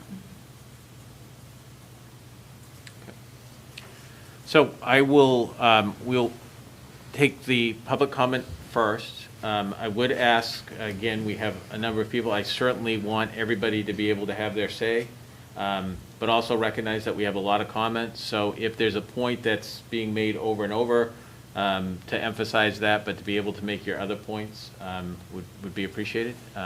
When you step up to the podium, please state your name and your residency, and then make your comments. So whoever wants to go, you just rotate up, and you will need to leave your mask on just so that we're clear on that. The mic will pick up your voice. My name is Mark Rossborough. Thank you, Councilor Hamilton, City Council. Appreciate this opportunity.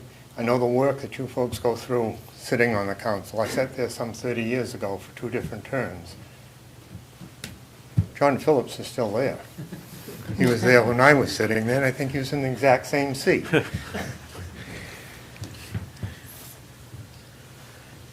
Thank you, Ms. Kaplan. The Second Amendment shouldn't have to be addressed. It's a shame that we're here addressing it. But with politics the way it is today, we do need some additional protection for our own communities. Now, through my life, I've been in 2 situations that were gun-related. One out of the country, in which we were in the middle of a gunfight, literally, where we had bullets exploding off from the stucco around us. My wife and I ducked into a building, and it ultimately ended. The second was here in our own community, where I had an individual level a gun on myself and a couple of my relatives. I don't want to be in that situation. I don't want to be in that situation without being able to protect myself. The Second Amendment gives me that right to have a gun. Don't allow them to take that away from us. It's the Second Amendment of our Constitution, yet look what's happening in politics today. We don't know what's going to happen. We shouldn't be here. It's ridiculous that we're having to discuss it, but we are. I would ask you all to be supportive of this proposal. Thank you.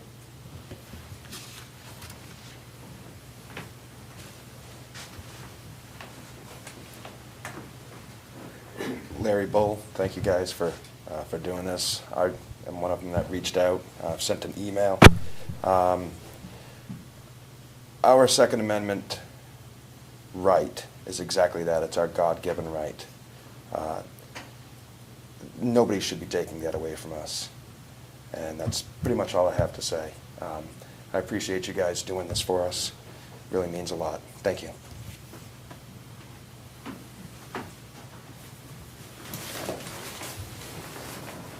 John Linehan.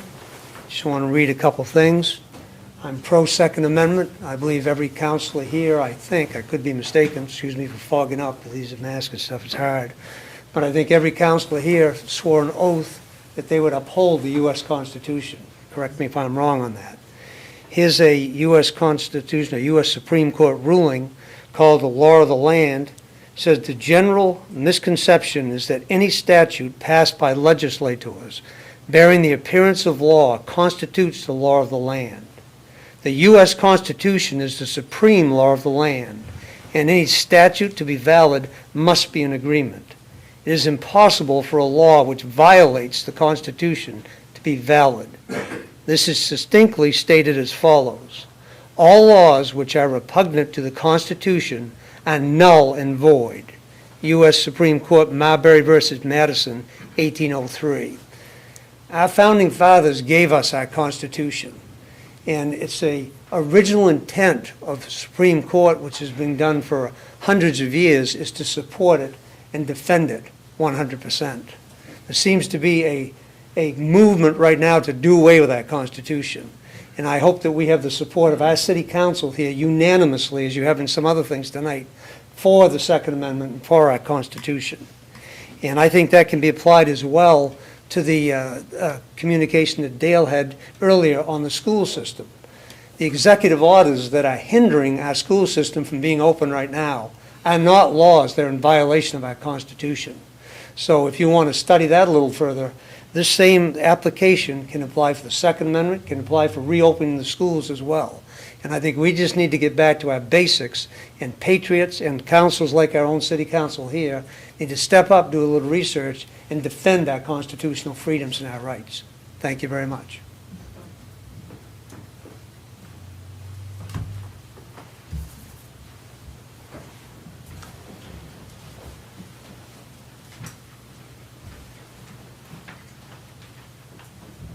My name is Gwen Clark. I live in Ellsworth. I support the Second Amendment. I support the entire Constitution. And I have watched some of our rights disappear from the First Amendment. Freedom of speech, freedom of press. And now our forefathers would not have put this as a Second Amendment if they didn't feel strongly about it. And here we are hundreds of years later, worried about another right being taken from us. And I do support the Second Amendment. I wouldn't feel safe living in a city that didn't support the Second Amendment.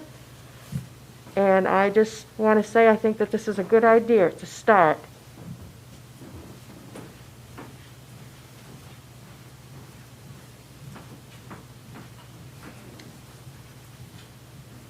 Whoever wants to go next. Anyone else want to speak? Hi, I'm Terry Milliken. My husband and I are Ellsworth residents, and I believe that we should, all be in support of this. And that's pretty much all I have to say, but I don't want to keep repeating what everybody else said, but that's the way we feel. Thank you. Eddie, do we have anybody else? Oh. Is there anyone else in the room that wants to speak?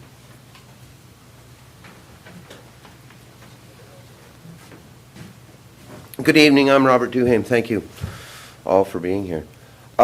This is about a Second Amendment sanctuary resolution, and the point of this is to start at the very basics with the citizens, saying, hey, these laws that are coming down from the federal government are unconstitutional and unjust, and to see that movement starting to take hold in the state is a great thing. And I'd like to see this city council vote to support this Second Amendment sanctuary movement. It helps us protect our Second Amendment rights. There's a lot of people that will say that this is a pointless gesture and that it's meaningless, but the reality is that law enforcement starts at the most basic level, the local level. And if we can say to the federal government, we're not going to use our local tax dollars or our local resources to support these unconstitutional gun control laws, then we can make them really reconsider enforcing these unconstitutional laws that they're trying to push through. Thank you.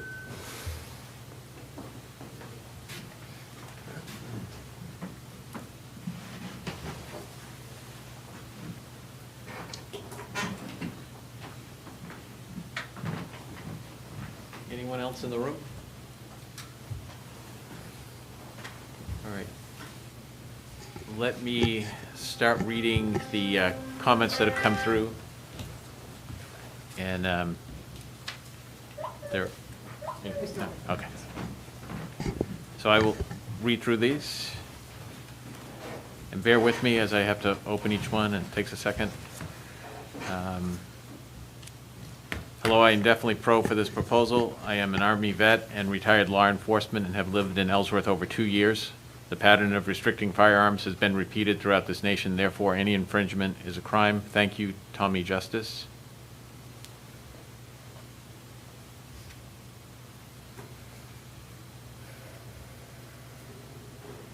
Mr. Chairman, my name is Keith Smith, and I am a resident of Ellsworth. I ask for your support for the resolution declaring Ellsworth a Second Amendment sanctuary city.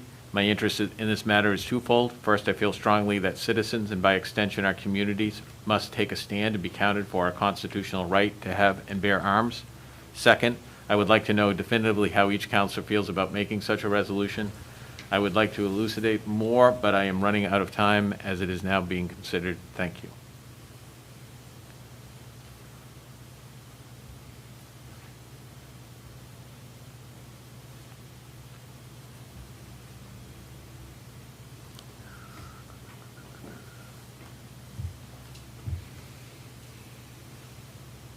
From E. Matthias came in the third. Although I wholeheartedly support our Second Amendment rights as Maine citizens and currently enjoy our constitutional carry understanding of that right, I feel as though certifying Ellsworth as a sanctuary city is a wholly bad look for us.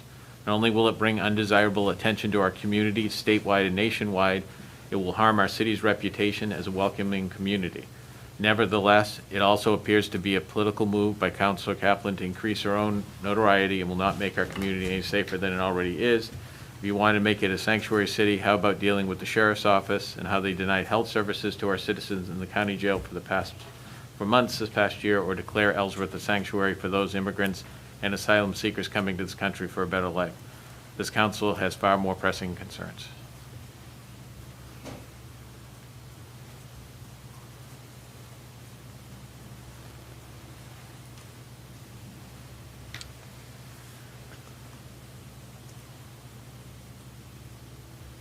This comes from Lorena Stearns. I am writing to you in advance of the council meeting where you'll be discussing the proposal of having Ellsworth be a sanctuary city. I have to tell you, when I saw the headline of the article in the Ellsworth American this past week, my heart leapt when I saw the word sanctuary city. I was thrilled that you and the council thought that being a sanctuary city was worthy of discussion. I mean, I didn't think we had many illegal immigrants here, but I am not up on how many seasonal workers come through our area. I know that we have seasonal workers in hospitality and harvesting, both high income generators for the area, and the state of Maine. How wonderful that we as a city are talking about taking action to protect them if the need arises. It seems like a big commitment to our law enforcement to intervene and limit our cooperation with the national government's effort to enforce immigration law. I'm so proud of forward-thinking council to be discussing this matter. Then I read the article. Please do not spend the council's precious resource of time on this subject. By the way, the Founding Fathers wrote the Second Amendment, a well-regulated militia being necessary to the security of a free state. The right of the people to keep and bear arms shall not be infringed when guns were muskets.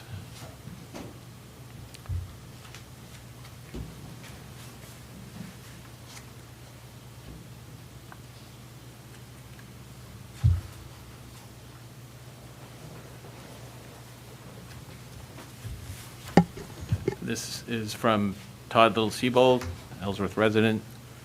I have to say that I am stunned to even have to be here tonight to oppose a resolution to declare Ellsworth Second Amendment sanctuary. We are in the midst of a pandemic where local folks worry every day about whether they can get a vaccine, if their kids can go back to school full-time, or whether another surge of infectious is coming from the new variants. It is budgeting season, and the council has important work to do to build a budget that will help schools, small businesses, and town government weather the economic downturn. The list of important and timely work that is before you is long, and yet your agenda contains a resolution which, as common citizen, is frankly just strange. This is among the most important things our local elected representatives could think of to focus time on. First, it is unnecessary and purely symbolic. The idea of the council passing a resolution to oppose something that might happen at some point is frankly just odd. This type of resolution is part of the national publicity and scare campaign that is being promoted by national gun lobbies and gun rights extremists all over the country. We do not like this kind of politics in our community. It is just strange for the Ellsworth Town Council to say it will not comply with laws passed by our elected representatives in either Augusta or Washington. Please do not take a position which is so deeply polarizing and purely symbolic. Second, it is based on a fundamental misunderstanding of the role of local government and even Maine's home rule laws with regards to federal law. I'm sure you all know well that a local town council cannot simply set themselves up to pick and choose which federal and state laws they will and will not enforce. I am not sure what the town's legal counsel has said, as they have advised you about setting up the council and town government as the guarantor of the Constitution's Second Amendment rights should something happen in the future that might have an impact on how people own and carry guns. This resolution violates the fundamental premise of law known as the Supremacy Clause. A locality that represents several thousand people cannot override the will of the people enshrined in law at the state or federal level, even laws a councilor or even citizens of Ellsworth may dislike. The declaration that the council has a right to make this resolution because of the Constitution of Maine and rights of home rule is simply not true. It fundamentally misconstrues your power and your role in law. The protection of constitutional rights is not your primary function. We have federal law, the judicial system, and ultimately the Supreme Court to do that. Keep your focus on the local issues that are within your purview and don't get drawn into the radical position of national gun rights groups seeking to stir the pot. In conclusion, thank you for considering my comments, and I urge you to reject this radical and polarizing resolution. Don't play into the gun lobby scare tactics.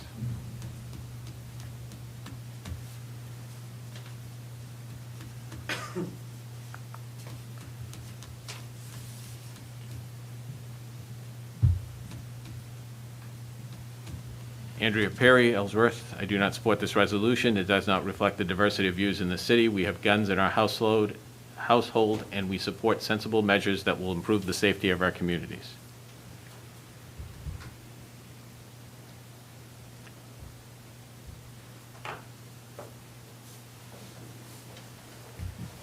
Kim Millett.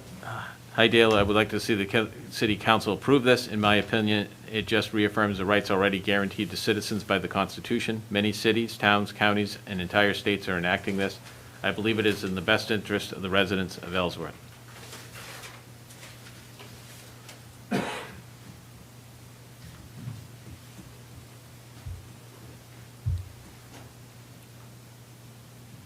John Stein, Ellsworth. There are more pressing matters right now than trying to hold off future hypothetical limits put on gun rights in Ellsworth. For context, there is currently a stalled plan which proposed firearm background checks and limits on magazine sizes. Both of these proposals are supported by a majority of Americans, according to a Pew and Gallup polls. Does Ellsworth really want to position itself preemptively as a city that is focused on gun rights over citizens' rights? Does it want to boast a track record of considering and improving actions that lock in the status quo without considering positive change? Do we want to be a city that acts not based on what its city currently needs, but instead on hypotheticals? There are many citizens in Ellsworth with many different opinions and priorities on this matter. The discussion is important, but it should be just that, a discussion. We do not need to act on behalf of all Ellsworth citizens here, as there has been no change in legislation that would affect Ellsworth.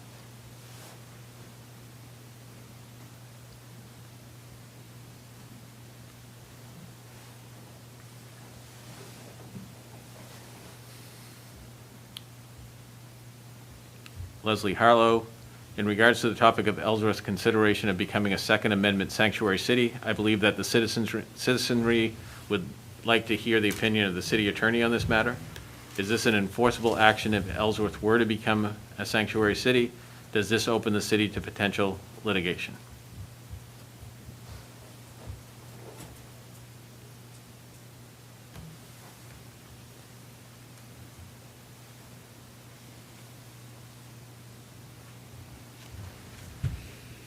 Linda Lang, Ellsworth resident, I strongly vehemently object to making my wonderful Ellsworth a bastion of killing because Michelle Kaplan feels she needs 15 rounds of bullets to defend herself on a drive to Kalish or Bangor. All right, so one thing that I will not do is, just like we would not allow it here in public comments, if we're going to name calling and disrespect is going to be used, that will not be read, so I will not read the rest of this particular comment. We can have discourse and we can share our opinions, but we can do it respectfully, and we are not going to allow that here, so I will not read the rest of that.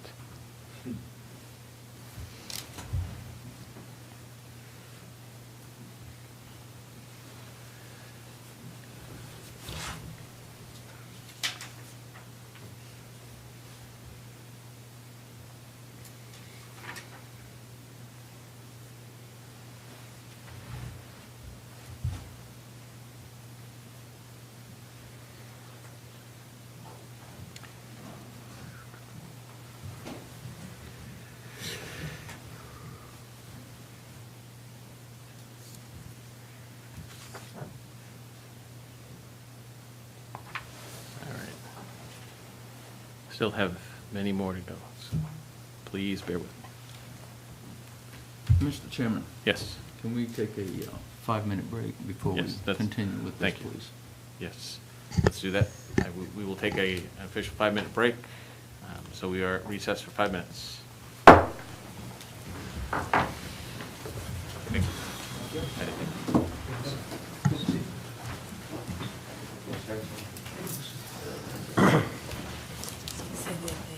Derek.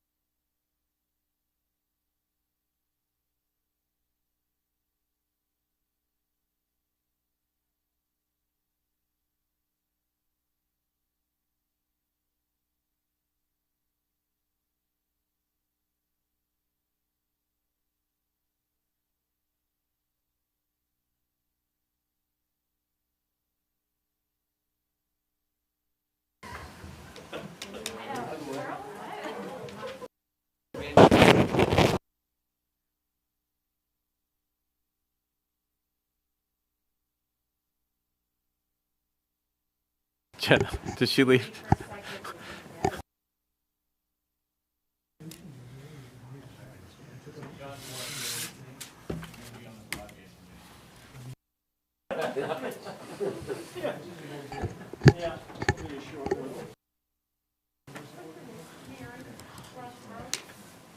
I'm hoping we're still live. Hey, nobody wants to be on it more than me because I watching a movie on Netflix, right?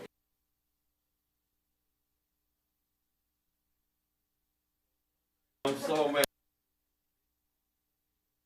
I'm gonna finish the movie. You can play after I go to bed. Sorry. Oh yeah. Watching the rest of Bye. I remember in the campaign.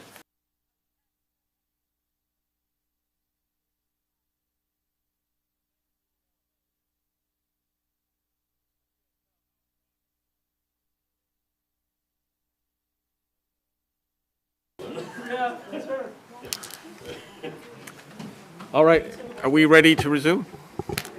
All right, Jason, I'm assuming we're still live, but just, if not, we're going to resume. All right, call back to order this meeting, and I will continue with reading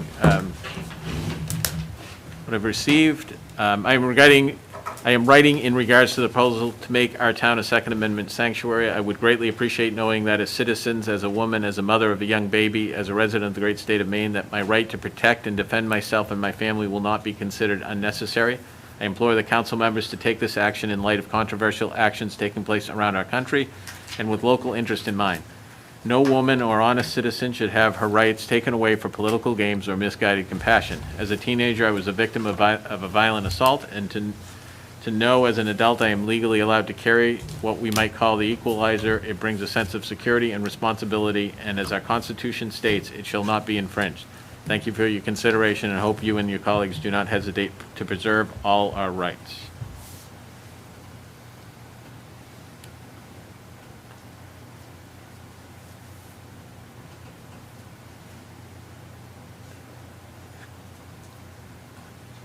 Lita Zugner.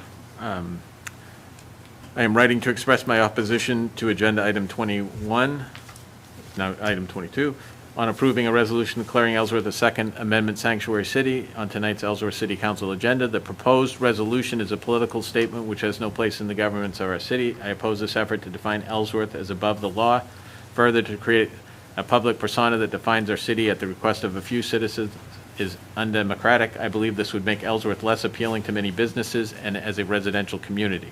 Since this resolution proposes preferential treatment for a certain segment of our residents, each city councilor who owns a gun would potentially benefit from such a resolution.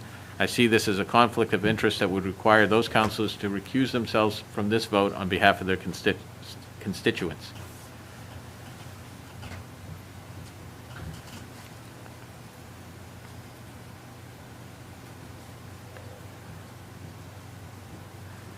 From Ron Fortier. It is my humble opinion that the Second Amendment sanctuary issue is strictly a political viewpoint issue, and the action of the City Council will mean absolutely nothing more than that. If the federal government is contemplating law changes, the sanctuary resolution will do nothing to change that. Federal firearms licenses to buy, sell, repair firearms are issued by federal ATF and have absolutely nothing to do with state of Maine or city of Ellsworth. Statewide law enforcement officers, including EPD, have taken an oath to uphold the laws of the state of Maine and the United States. They, therefore, would be charged with enforcement of any charges of any changes to firearm laws, whether Councilor Kaplan or anyone else liked it or not. It is my further opinion that nothing will come of this to benefit the citizens of Ellsworth. Therefore, I would urge the council to not support the resolution as a waste of their time and effort. If Councilor Kaplan and her constituents want to effect change, it needs to be done in Washington, D.C. Political statements do not belong at council meetings.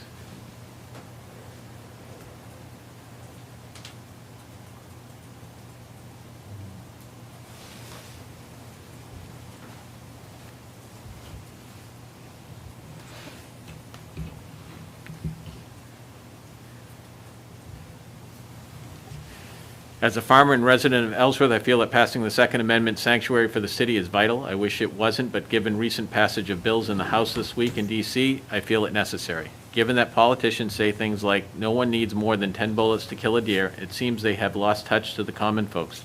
If I go out early in the morning to scout blueberry fields in August, or I hear trouble in the cows' pastures late at night, it's not unheard of to encounter a pack of coyotes or a bear or two. Not that I'm going to use 30 rounds to protect myself or ever have, but if they happen to turn on you, it's a nice thing knowing that you can. I would love to see a vote in the affirmative for the Second Amendment sanctuary because I fear the folks voting on these unconstitutional laws in D.C. have never encountered the things that you would need a certain gun for. Thank you for your time. Hazen Camber.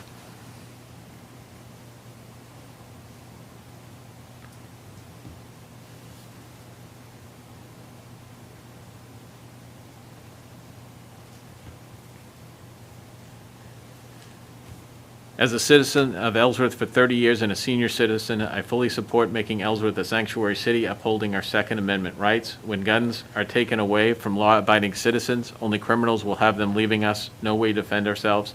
Thank you for bringing this issue before the board. Janice Garland.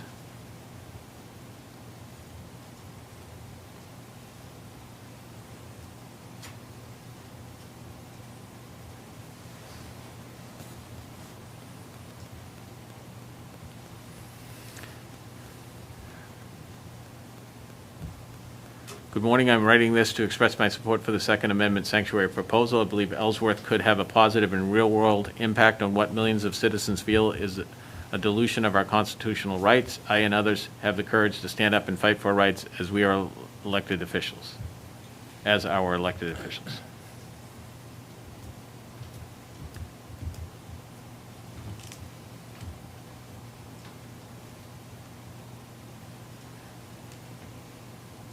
Good morning, Mr. Hamilton. My name is Greg Downing, and I'm a resident of Ellsworth. I am writing you this morning to voice my support on the Second Amendment sanctuary topic to be discussed and voted on this evening. Thank you for your time and service to our community. Sincerely, Greg.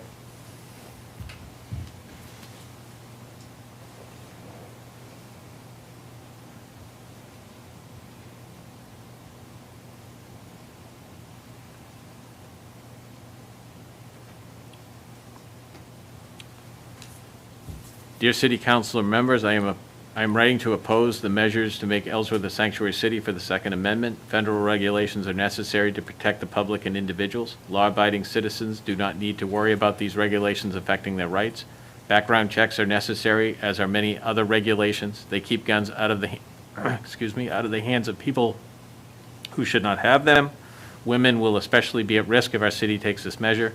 Maine is a state that has a high domestic violence rate, and keeping guns out of the hands of people who can use them to kill their domestic partner is crucial for women's safety. A vote for the sanctuary city will tell women that the city does not care about them. Is that what we want? Groups like the NRA tend to whip up frenzies over regulations with ridiculous claims like the government is going to come for our guns with these regulations. Nothing is further from the truth, and this type of thing leads to exactly what the council is voting on tonight. Please do not fall for the baseless claims. Please use common sense and look at the regulations as they are written, not what people think they will become.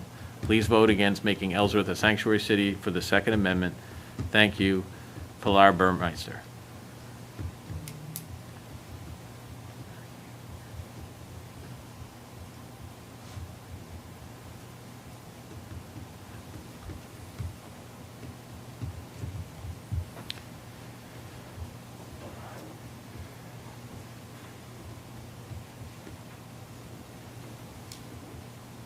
City of Ellsworth Business, Leisure, Life. So reads the banner that welcomes residents, visitors, prospective business owners, and new employees to Ellsworth. We are a community of choice. We welcome new business and work hard to support existing businesses.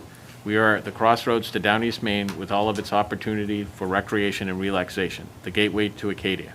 We are a community that aspires to provide quality of life for all its citizens. Presumably, this is how we want to be known. The banner is everywhere. It's on the city stationery and official reports. Business, leisure, life. Gun sanctuary, I am hard-pressed to see where this fits in our vision of Ellsworth. For years, the City Council, in conjunction with volunteer organization, has been working hard to see that the city grows and develops into a vibrant, desirable place to live and work. Do we want to be known as a gun sanctuary? Make no mistake, we will be known as such. I have seen the list. We as a city have much to do as we continue on our mission to be the community of choice we aspire to be. Please stay focused on the many projects at hand. Don't take us down the rabbit hole of gun control politics. Do the work that we elect you to do, respectively, Audrey Tunney. And I certainly apologize if I mispronounce your names.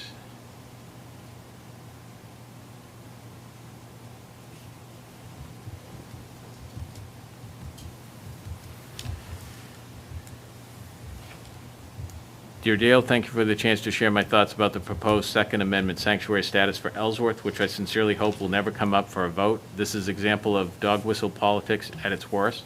I hope the council does not devote time or attention to the discussion of this attempt to pander to divisive politics. Pressing issues like supporting teachers, healthcare workers, small businesses, and families during the ongoing COVID crisis, and working to build a strong downtown are far more worth the council's effort than this ungrounded and hysterical attempt.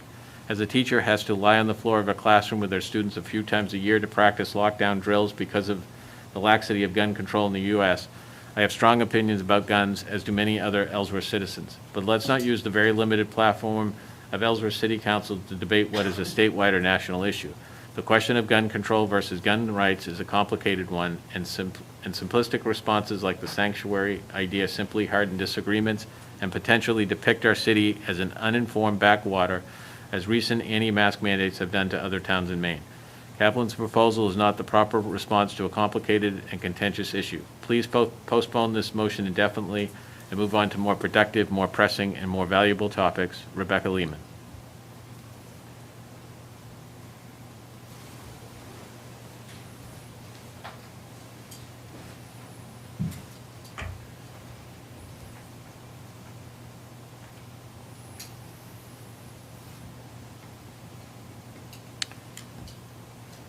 Dear Council, Chairman Hamilton, Ellsworth should not be classified as a Second Amendment sanctuary city. Ellsworth does not need nor warrant this classification. Ruth Rossi, Ellsworth.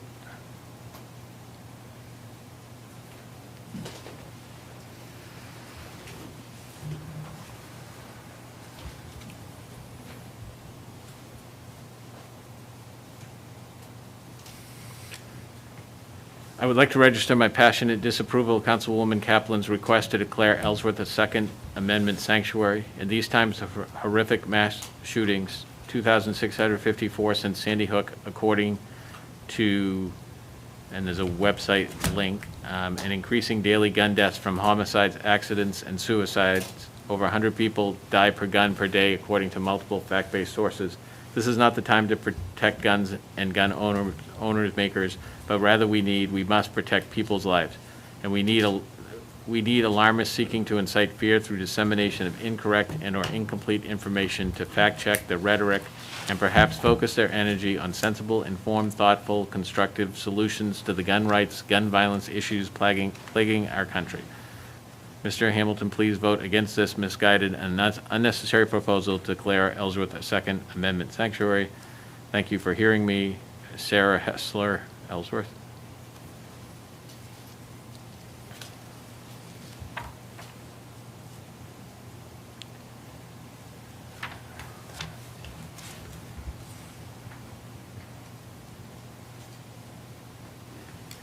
Ellsworth is proud to be known as friendly to business and to new residents, warm-hearted toward vacationers, and age-friendly to retirees. Why then would the town now want to be known as firearm fortress for people fearful of assault? The Second Amendment sanctuary proposal should be rejected. It's a wrong message for Ellsworth.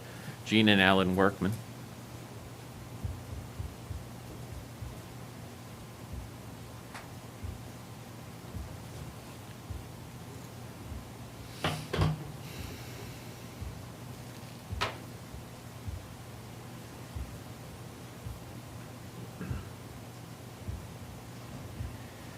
Currently, the council is discussing a measure to encourage gun ownership in Ellsworth. I thought gun ownership was a matter of settled law, embodied in the Second Amendment of the U.S. Constitution, needing no further action by city, county, or state governments.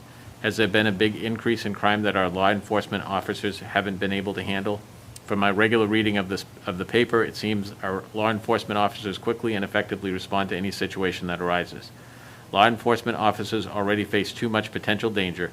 having to approach vehicles with darkened windows, buildings in which they don't know who the good guy is and who is armed. Is it a good idea to encourage an even greater number of firearms that might be used against law enforcement officers by individuals whose mental state might be affected by drugs or alcohol or just plain rage in a domestic violence situation? Impressions, however unjustified, often affect people's decision. It is apparent that the proposed discussion will foster the impression that some consider the city too dangerous for citizens to be in town unarmed, an impression that will likely negatively affect sales at the businesses whose property taxes the city relies on. Surely in this period of continued low interest rates with much work needing to be done, there are more constructive proposals for councils to bring forward. Thank you for considering this comment. Chris Keefe, Ellsworth.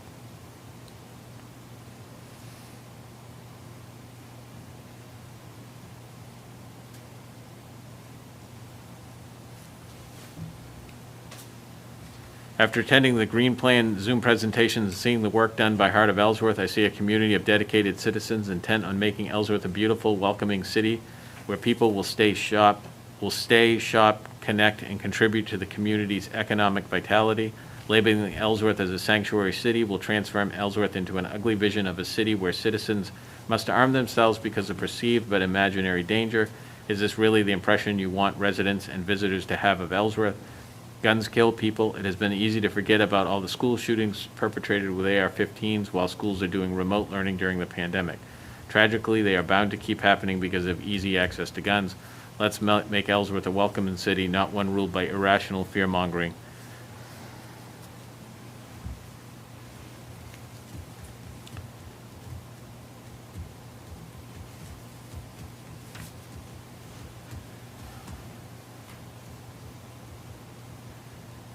I'm an Ellsworth citizen, and I feel very strongly against this idea of declaring Ellsworth a Second Amendment sanctuary. This decision should not be made by City Council without having all citizens weigh in on it. It might not change anything right now, but I believe this is an agenda that will not make us safer, but will drive this town to appeal to people believing in militia and taking their rights in their own hands with the power of guns.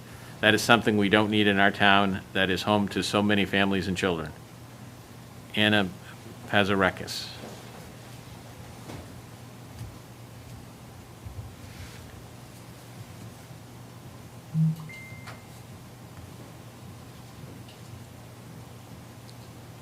Just wanted to state my position in support of declaring Ellsworth a Second Amendment sanctuary city.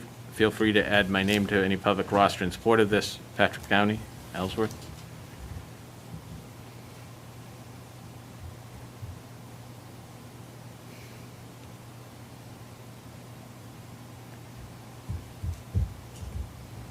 Rodney Fox, for Ellsworth to become a Second Amendment sanctuary, must it be voted on in a citywide election?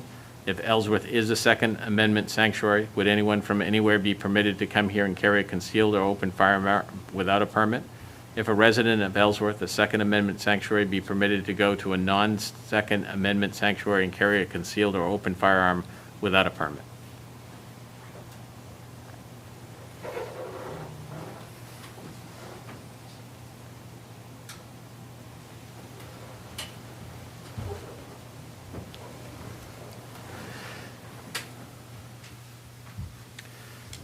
Good day, Dale. My name is John Seavey and have been a resident of Ellsworth all my life. I am 100% in favor of the city taking this measure. As you well know, there has been an assault on our Second Amendment rights for a long time, and it is the right time for the local government to do all they can to fend it off and stand up for us law-abiding citizens. Please get this done. If you think there would be room for my wife and I to attend the meeting, we would come, but it would pose a potential risk. We would stay away. Nonetheless, please forward my support for this measure, John Seavey.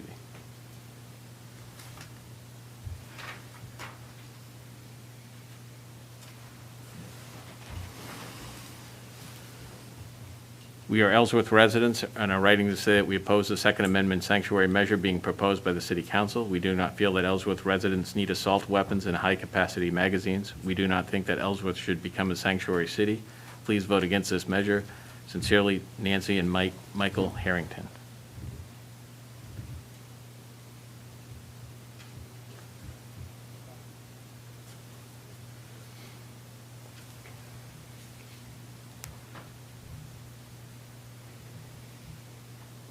I urge you and the rest of the council in the strongest possible terms to reject Councilor Kaplan's proposed gun rights resolution. Reasons to discard the resolution include it's superfluous.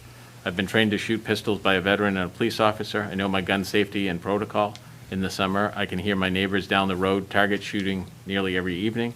This resolution will mean nothing to all of the responsible gun owners we know. It will mean something to the people who are considering Ellsworth for work or residence, and not in the way I think this council should want. Dr. Jonathan Metzi, a researcher at Vanderbilt, notes, when we talk about guns and people end up polarized. It's not just because we disagree about gun politics, it's because gun politics symbolizes a far greater series of tensions in this country. When we're talking about guns, we're also talking about race. Is this really where we want to stick our noses? I think it would be grievously mistaken to adopt a gun access measure in the whitest state in the country without addressing how different people view such resolutions. It must be noted that white supremacists often view such declarations favorably, and a redundant resolution about gun access in a 96% white city sends a message I want no part of. We want to attract people to Ellsworth, but we need to think about who we're attracting to Ellsworth and who we're deterring. How much more difficult will the job of the police be if this kind of resolution impacts who comes to our city? As a city council, you have already had a number of conversations about school safety, school shootings, and police officer presences at schools. Has the council considered the potential budgetary impact of this resolution if it all changes gun access or the types of gun owners who decide to live in our city? 4, do we want to be another racist city in Maine in a national headline, or would you rather focus on efforts of maintaining and improving our infrastructure, following through on the city's green plan to make the city more inviting, and working to provide our residents the kind of city we can be proud to say is ours? You're already working hard for us. Please don't undermine your own efforts. I love this city. I know you do too. Please make the right choice for the future of Ellsworth. Sincerely, Spencer Patterson King.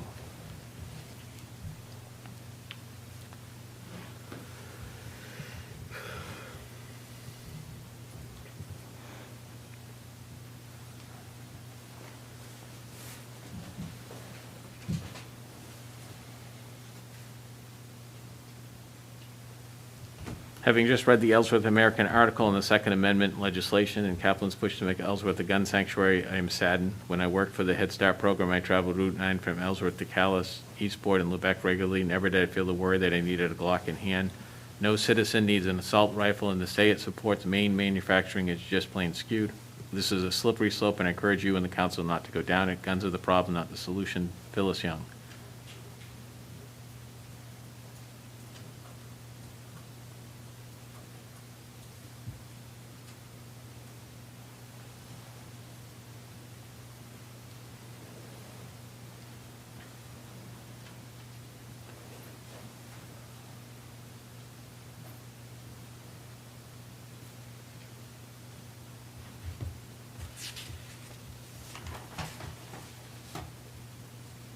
I would like to voice my extreme opposition to the resolution to declare Ellsworth a Second Amendment sanctuary city. I am against concealed carry of weapons, and I absolutely support limiting magazine capacity in assault weapons. I am especially disturbed to think that this would be a matter that the City Council would determine without proven community support, and would like to go on record as being adamantly opposed. Any vote to pass this resolution would not be representing me. Thank you for your consideration. Candace Gamelin.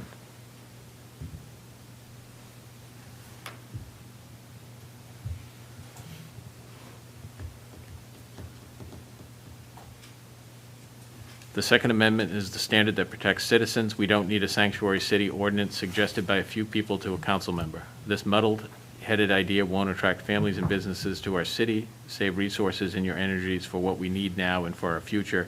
You're on the right track with the Green City plans. Thank you for serving us all as a city council member. I know it's not always pleasant. Celine Meeks, Ellsworth. Now I need to go back here.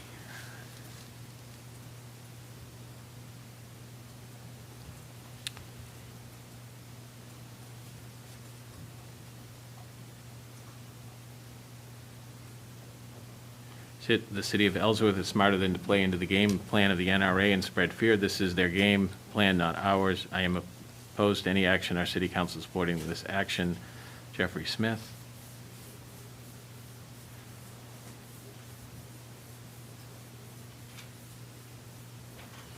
We are residents of Ellsworth. Our names are Susan and Dennis Bernard. We do feel that the Second Amendment is our right under the Constitution of the United States of America and agree with some of the comments that have been made tonight to protect the Second Amendment right. We do support the discussion of Ellsworth becoming a Second Amendment sanctuary city for this right, and agreed none of us in this country should have to be having this discussion. Please consider going forward with this. Will more information be given on what it will take to become a sanctuary city? Thank you.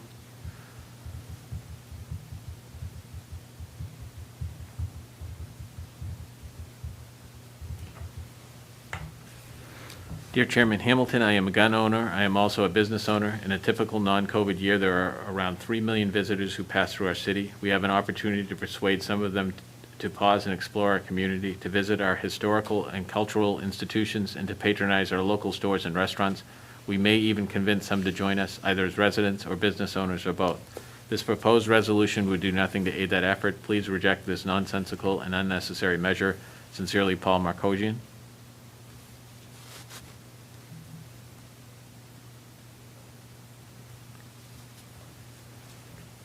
Please do not pass the Second Amendment sanctuary motion. A well-regulated militia, etc., does not mean folks can walk down our streets with automatic rifles. Martha Dickinson, Ellsworth.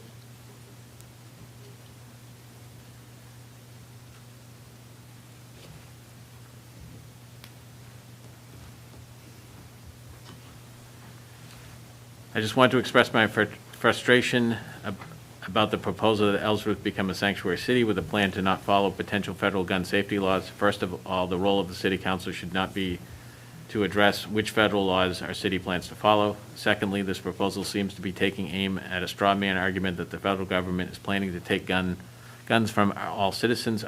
It's frustrating to watch a city council person present a proposal that only serves to further divide our city against an imaginary foe in a time when we should be focusing on unity and helping our community recover from the effects of the pandemic. Finally, as a physician in our community, I support common sense gun safety laws. As a member of a community that relies on tourism and hopes to attract young families to live in our town, I will be embarrassed and disappointed if the city council opts to label our town as being against gun safety. Thank you, Casey Hansen, MD.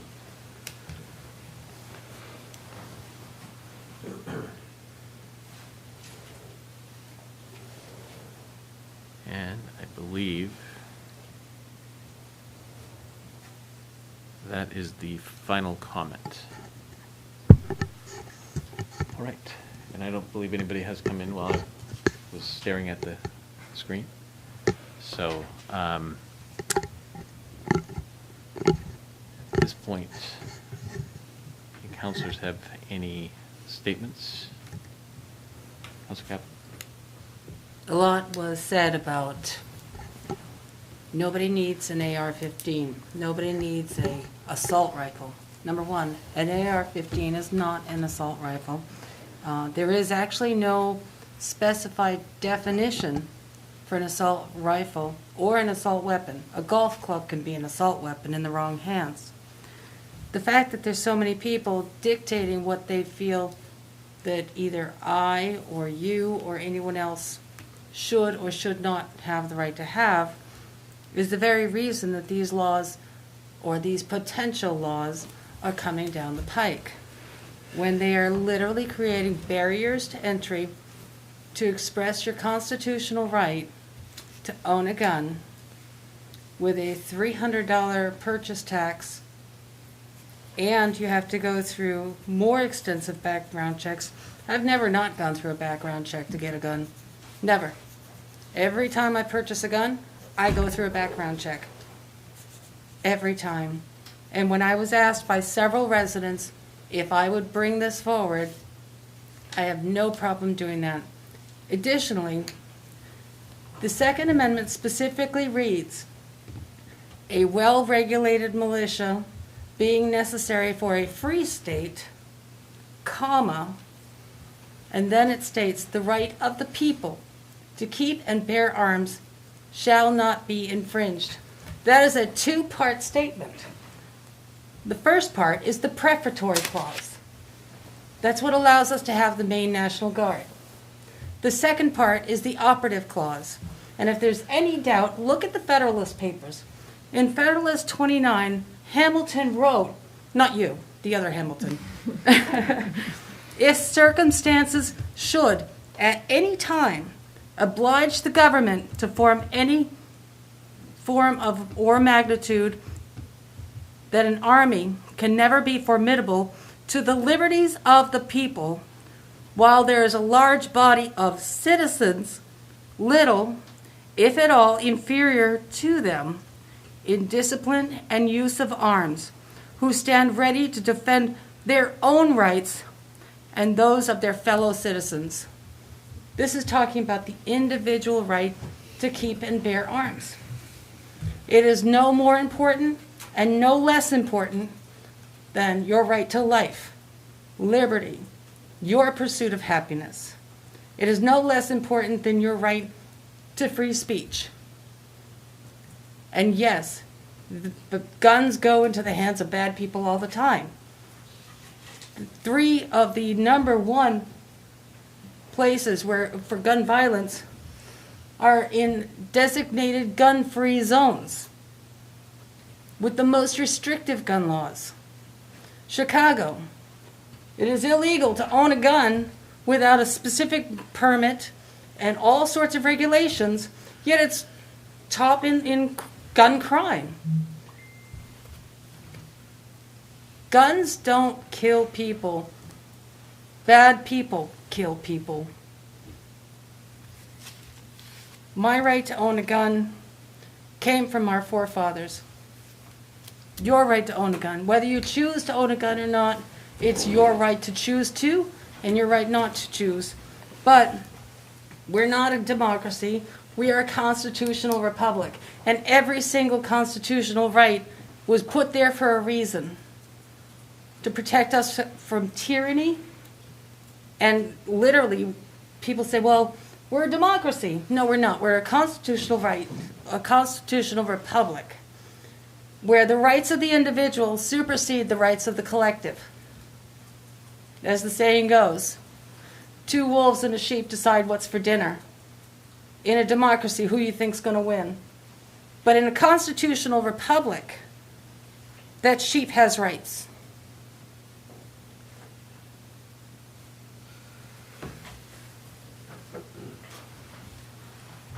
I'd like to say that Councilor Kaplan had people come to her and ask her to come here and bring this forward. So for all the people saying it's a political stunt or whatever, it's not Michelle Kaplan's political stunt. You know, if it's somebody else's, it's not my political stunt. And what I'll say is, we live in Maine. We don't live in Chicago, so the people in Washington who are making the laws that protect the people in Chicago or Philadelphia probably have never been to Maine. So we're in a completely different place with a completely different set of rules, and we should have a completely different set of rules here. The crimes are absolutely just non-existent, basically, with guns. The ones that are drug deals and stuff going bad, and to take away the rights of people who own guns, of citizens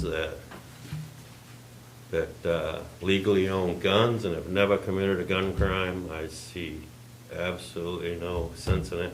I go hunting 4 months out of the year.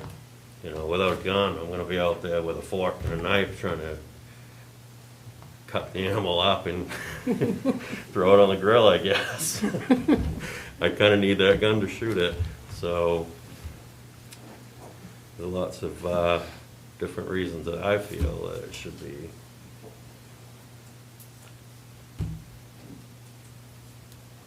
Councilor Gordon. Chief, I'm sorry? Councilor Gordon. Sorry.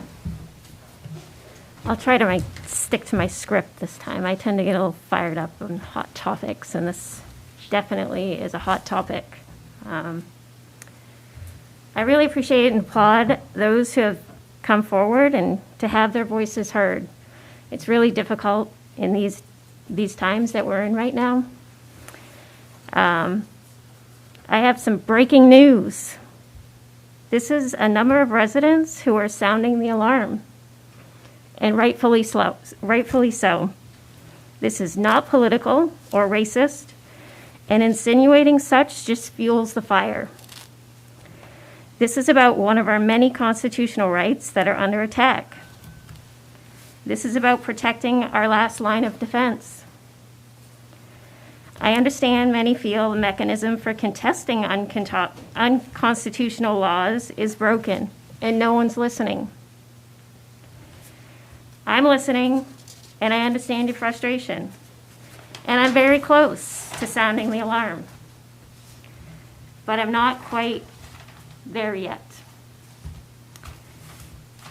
I'm not ready to set the precedent to start picking and choosing which laws we want to enforce.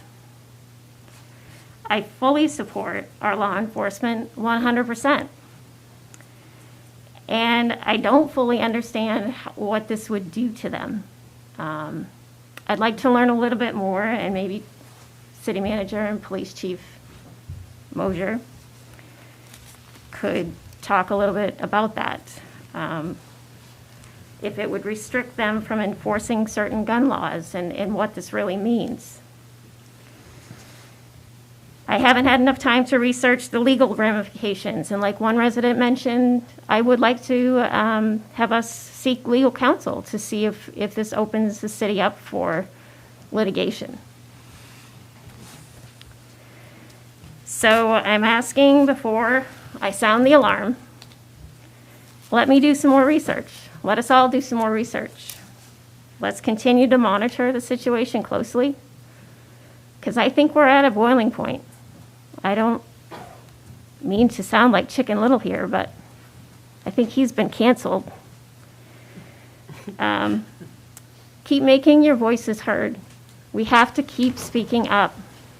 This is what people are saying. And yes, this job is extremely difficult. To have to sit here and listen to the polar opposites of our residents, it's a great job, isn't it? So, I don't know if we can make a formal declaration today to support the Second Amendment as it's currently written. I don't know what that means or if that would be entertained, but I'm not quite there yet. That could change tomorrow.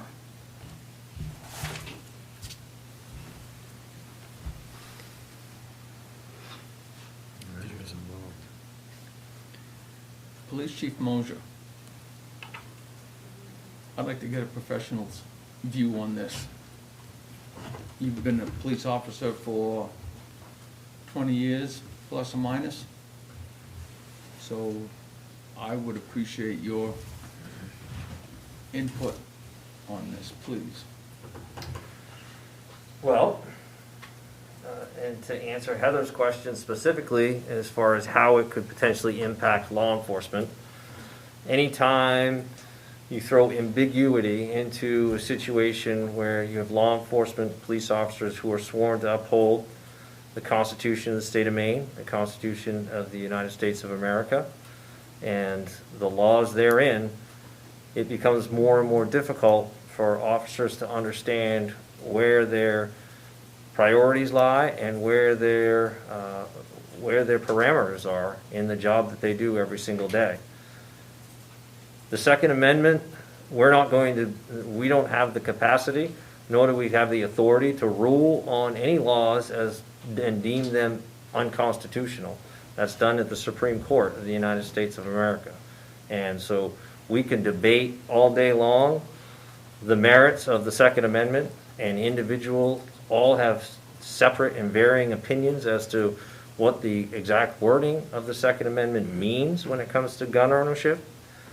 And where that becomes problematic is when you declare yourself, or we declare the city of Ellsworth as a Second Amendment sanctuary city, you're doing just that. You're declaring yourself a sanctuary city, but you have no authority, and we have no authority to stop or to tell law enforcement that they can't enforce the laws that are that are voted on and passed on by our leaders in whether it be Augusta or in Washington DC. And until those laws are deemed to be unconstitutional by the U.S. Supreme Court, we swear to uphold an oath to uphold those laws. And we don't have the ability, nor do we have the authority to pick and choose which laws we enforce and which laws we decide that we're not going to enforce. And when we get into situations where it could bring liability on the city and on the individual officers if we fail to take action. And if there are laws that enable us to seize weapons from an individual and we refuse to take action based on a sanctuary city or based on an individual ideal or belief that the law is unconstitutional, yet the law has not deemed unconstitutional by the U.S. Supreme Court, that officer and in turn the city could be held civilly liable if that person were to turn around and do something hideous with that firearm. So until such time that the laws that are on the books that have been proposed are brought forward and passed, and then such time as the laws are actually enforced and someone contests it and is able to successfully argue their case to the Supreme Court, and the Supreme Court reviews those laws and deems them that law and deems it to be unconstitutional, in essence, as law enforcement officials, our hands are tied as to whether we believe or enforce those laws. We very often have to enforce laws that we may not wholeheartedly believe in or that we may not understand entirely, but we're told that these are the laws as they're written, and the enforcement expectation is that we will go out and carry out our duties. So could this declaration impede our law enforcement in some way? I would say it absolutely could, in the sense that it would add ambiguity to them. It would add confusion to what's pretty much a simple understanding of what the expectation is, that they will go out and enforce the law as it is written to protect the citizens of the city of Ellsworth. And so I think it is problematic. As a declaration of a sanctuary city, as it's written, there's no specificity. If you want to declare yourself if you want to declare yourself a sanctuary city for a specific violation of the Constitution, then that's certainly something that's enforceable and that you can uphold.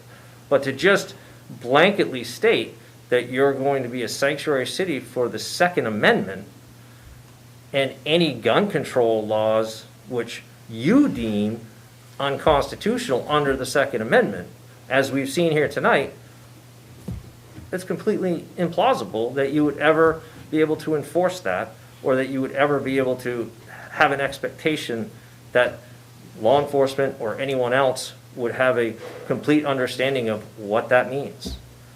So my encouragement would be, if the council has any tolerance to consider this declaration further, it would be to drill down on exactly what you're declaring. Because just to declare yourself a sanctuary city for the entirety of the Second Amendment doesn't make a whole lot of sense. If you can pick and choose specific laws that you believe to be unconstitutional, then that's something you can work with. But to just declare the Second Amendment, to me, doesn't make a whole lot of sense. Councilors, Thank you. Councilors, I'm going to ask if there is a specific motion that anybody wants to move.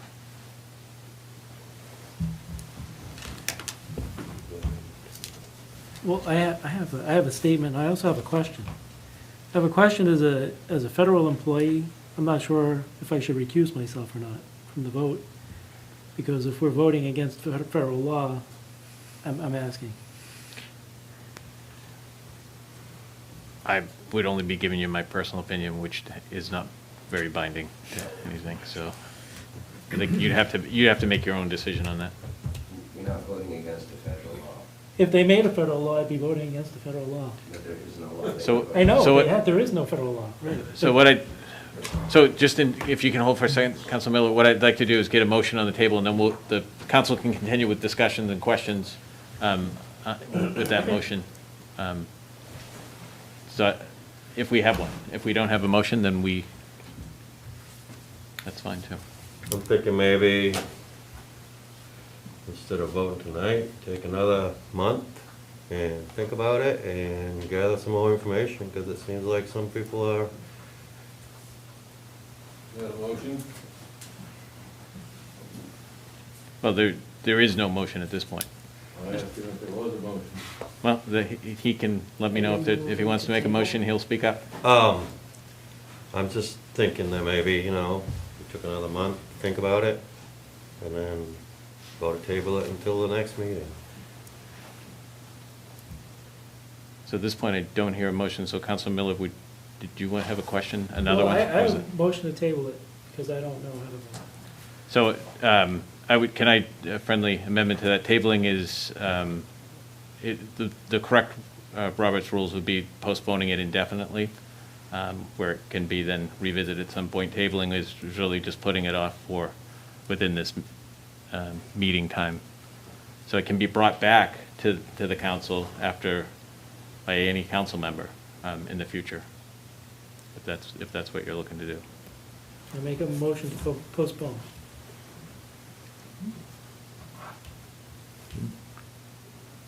You made a motion? Yeah, a motion to postpone indefinitely. Is there a second? Wait a minute, I haven't heard. Postponement So- or table it? Well, so tabling is that it comes back onto the agenda as is. Postponing indefinitely means that we don't vote on it. We're not considering the motion, and the move forward. Well, let me pause for a second as you say that. There is no motion to table at this point. No. So I need to back up. There is no motion currently that we're considering. So there's nothing to table. This is an agenda item without a motion. We're not considering anything. So unless there's a motion, there's no need to postpone or table. Mr. Chairman, is there a motion before the? There is no council right motion now? before the council right now. Then I would make the motion that, based on the police chief's wording, that we do not have the ability or the authority to pass this motion, that it be denied. Well, let me just clarify again. At this point, we have an agenda item to consider action on approving a resolution. We do not have a motion on the table to consider. All we've had at this point is a discussion on the agenda topic. So we don't have a motion. Are you suggesting, is your motion to not consider? Not consider. Okay, thank you. So the motion on the table is to not consider a resolution that would declare Ellsworth a Second Amendment sanctuary city. To not consider it. Is there a second? Second. So we have a motion and a second. Now discussion. Councilor Gridlow. Mr. Chair, if we or the residents, or if we get more information from legal counsel, and we want to consider this again, how do we go forward with bringing it? We would do the same thing? Yes, and it can be, another agenda Resolution. item can be brought forward. Okay. And it can be discussed, and another motion can be put forward. Right, this does not squash the discussion forever. Yeah. It just addresses it to tonight's agenda item. And it can always be brought before the council again at another time. So we're in discussion. I would like to just share my thoughts about after hearing everything. First, I do want to thank all parties, as Council Grindle has said, for coming forward. There is some frustration about why we would consider this item. I would just say that items come before, are presented to us as councilors all the time that citizens want brought forward. And what's important to you may not be what you think is important, or may not be important to someone else.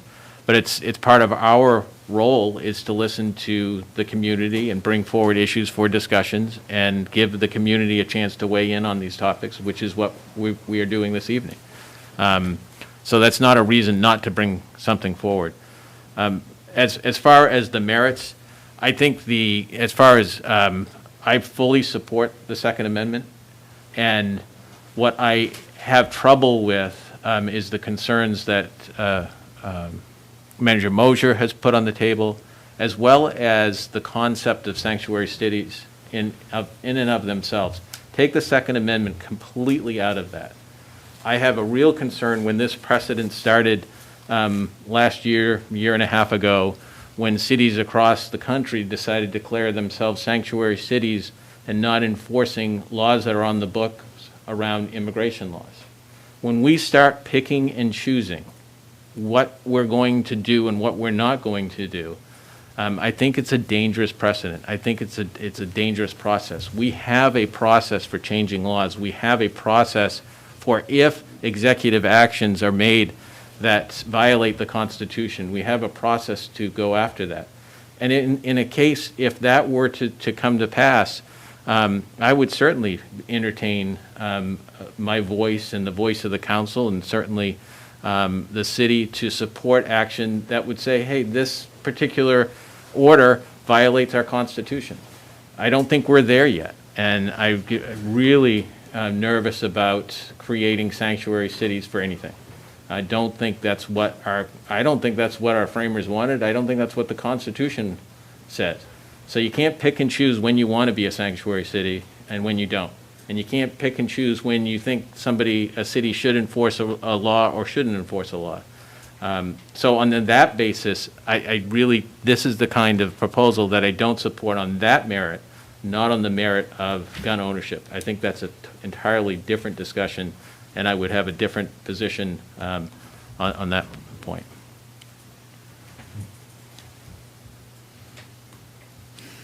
Other comments? It's closed to the public at this point. Well, I think there's a big difference between a sanctuary city for illegal immigration, which is not a constitutional issue, and a sanctuary status that says that if the government, without holding a constitutional convention of states, tries to change the Constitution, then that is where the problem lies. Our forefathers laid it out very specifically. They enumerated our rights. People come here from all across the world because of the freedoms we have here.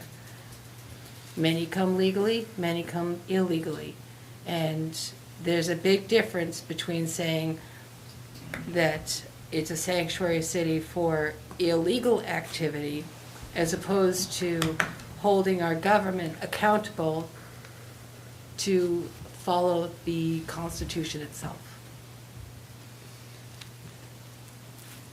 So further discussion on the motion.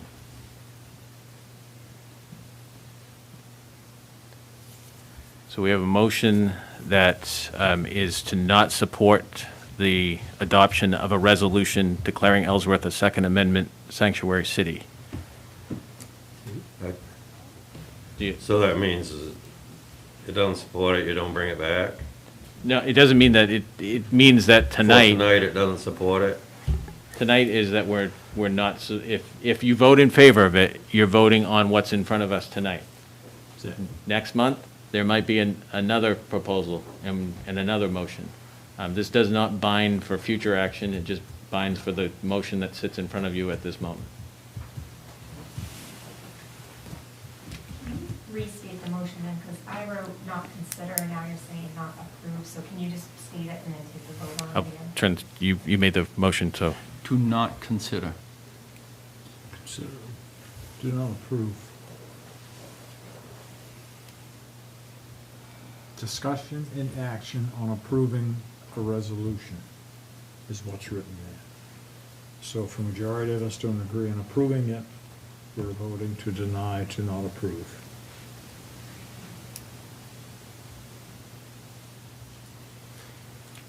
And that takes care of it for Which the night. means it doesn't And then come back. anytime it could come back on the agenda It again. can come back on the agenda. If you want to, are you making that a friendly amendment? It's your, If you're making that a friendly amendment, then yes, I'm fine with it. And just to reiterate, Council Lyons, this is only voting for this tonight, for this agenda item. That is correct. There could be another agenda item next time and a different motion. It does not bind you in the future and does not bind this decision in the future. It doesn't lock it in for never changing, I guess is a better way of saying it. So do you have the motion? Did you amend it? friendly Did you amendment. just friendly amend his? And yeah, And you seconded, so you approve the amendment? Bob seconded it. Oh, Bob seconded, sorry. Are you, Council Miller, are you okay with the Yes. change? Okay. All right. So all in favor of the motion of not approving the resolution declaring Ellsworth the Second Amendment sanctuary city? Still not clear on what that means. But let's back up because it's important that there's clarity. So what it means, that the motion was that, can you read the motion that you've written down so we get it? So we're voting exactly what you're writing? I have not approved the resolution to declare the city of Ellsworth as a Second Amendment sanctuary, which was a friendly amendment from John Phillips on planchettes to not consider a resolution. Correct. So that's denying it. Correct. Right. We are not creating a resolution. This is not Denying accepting. the resolution as presented tonight. Correct. What I like to hear is like, Mr. Moses said, you know, to take and pick it apart. I mean, I understand there's some laws that the police are gonna have to enforce, but if there was a little more time to clarify what we're actually trying to get out of this, like. So right now, though, Council Lyons, we're at a point where I want respect to make sure you understand what the motion is. We're past discussion and we're moved into the voting. So we're voting on that motion as it sits now. And is there clarity on what the motion is? If you vote yes, then you are agreeing with the motion to not approve the resolution as it was presented. If you vote no, then you're voting against that motion.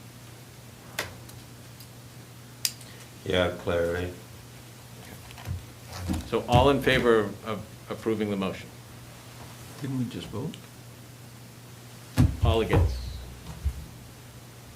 So it's 6-1. Basically, it just gives you time. All right, so I have to apologize to,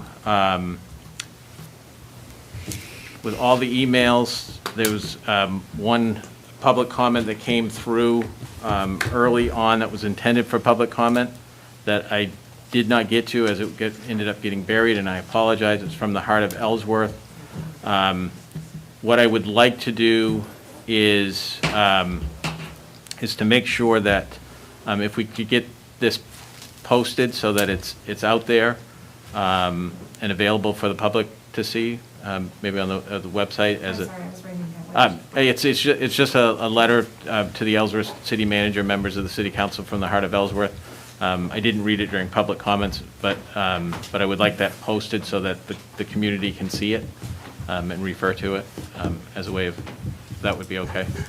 And what we will do, and what I will do is read it at a subsequent meeting in its entirety as well, so that it gets the recognition it deserves. There's also a matter, as we head into executive order, regarding a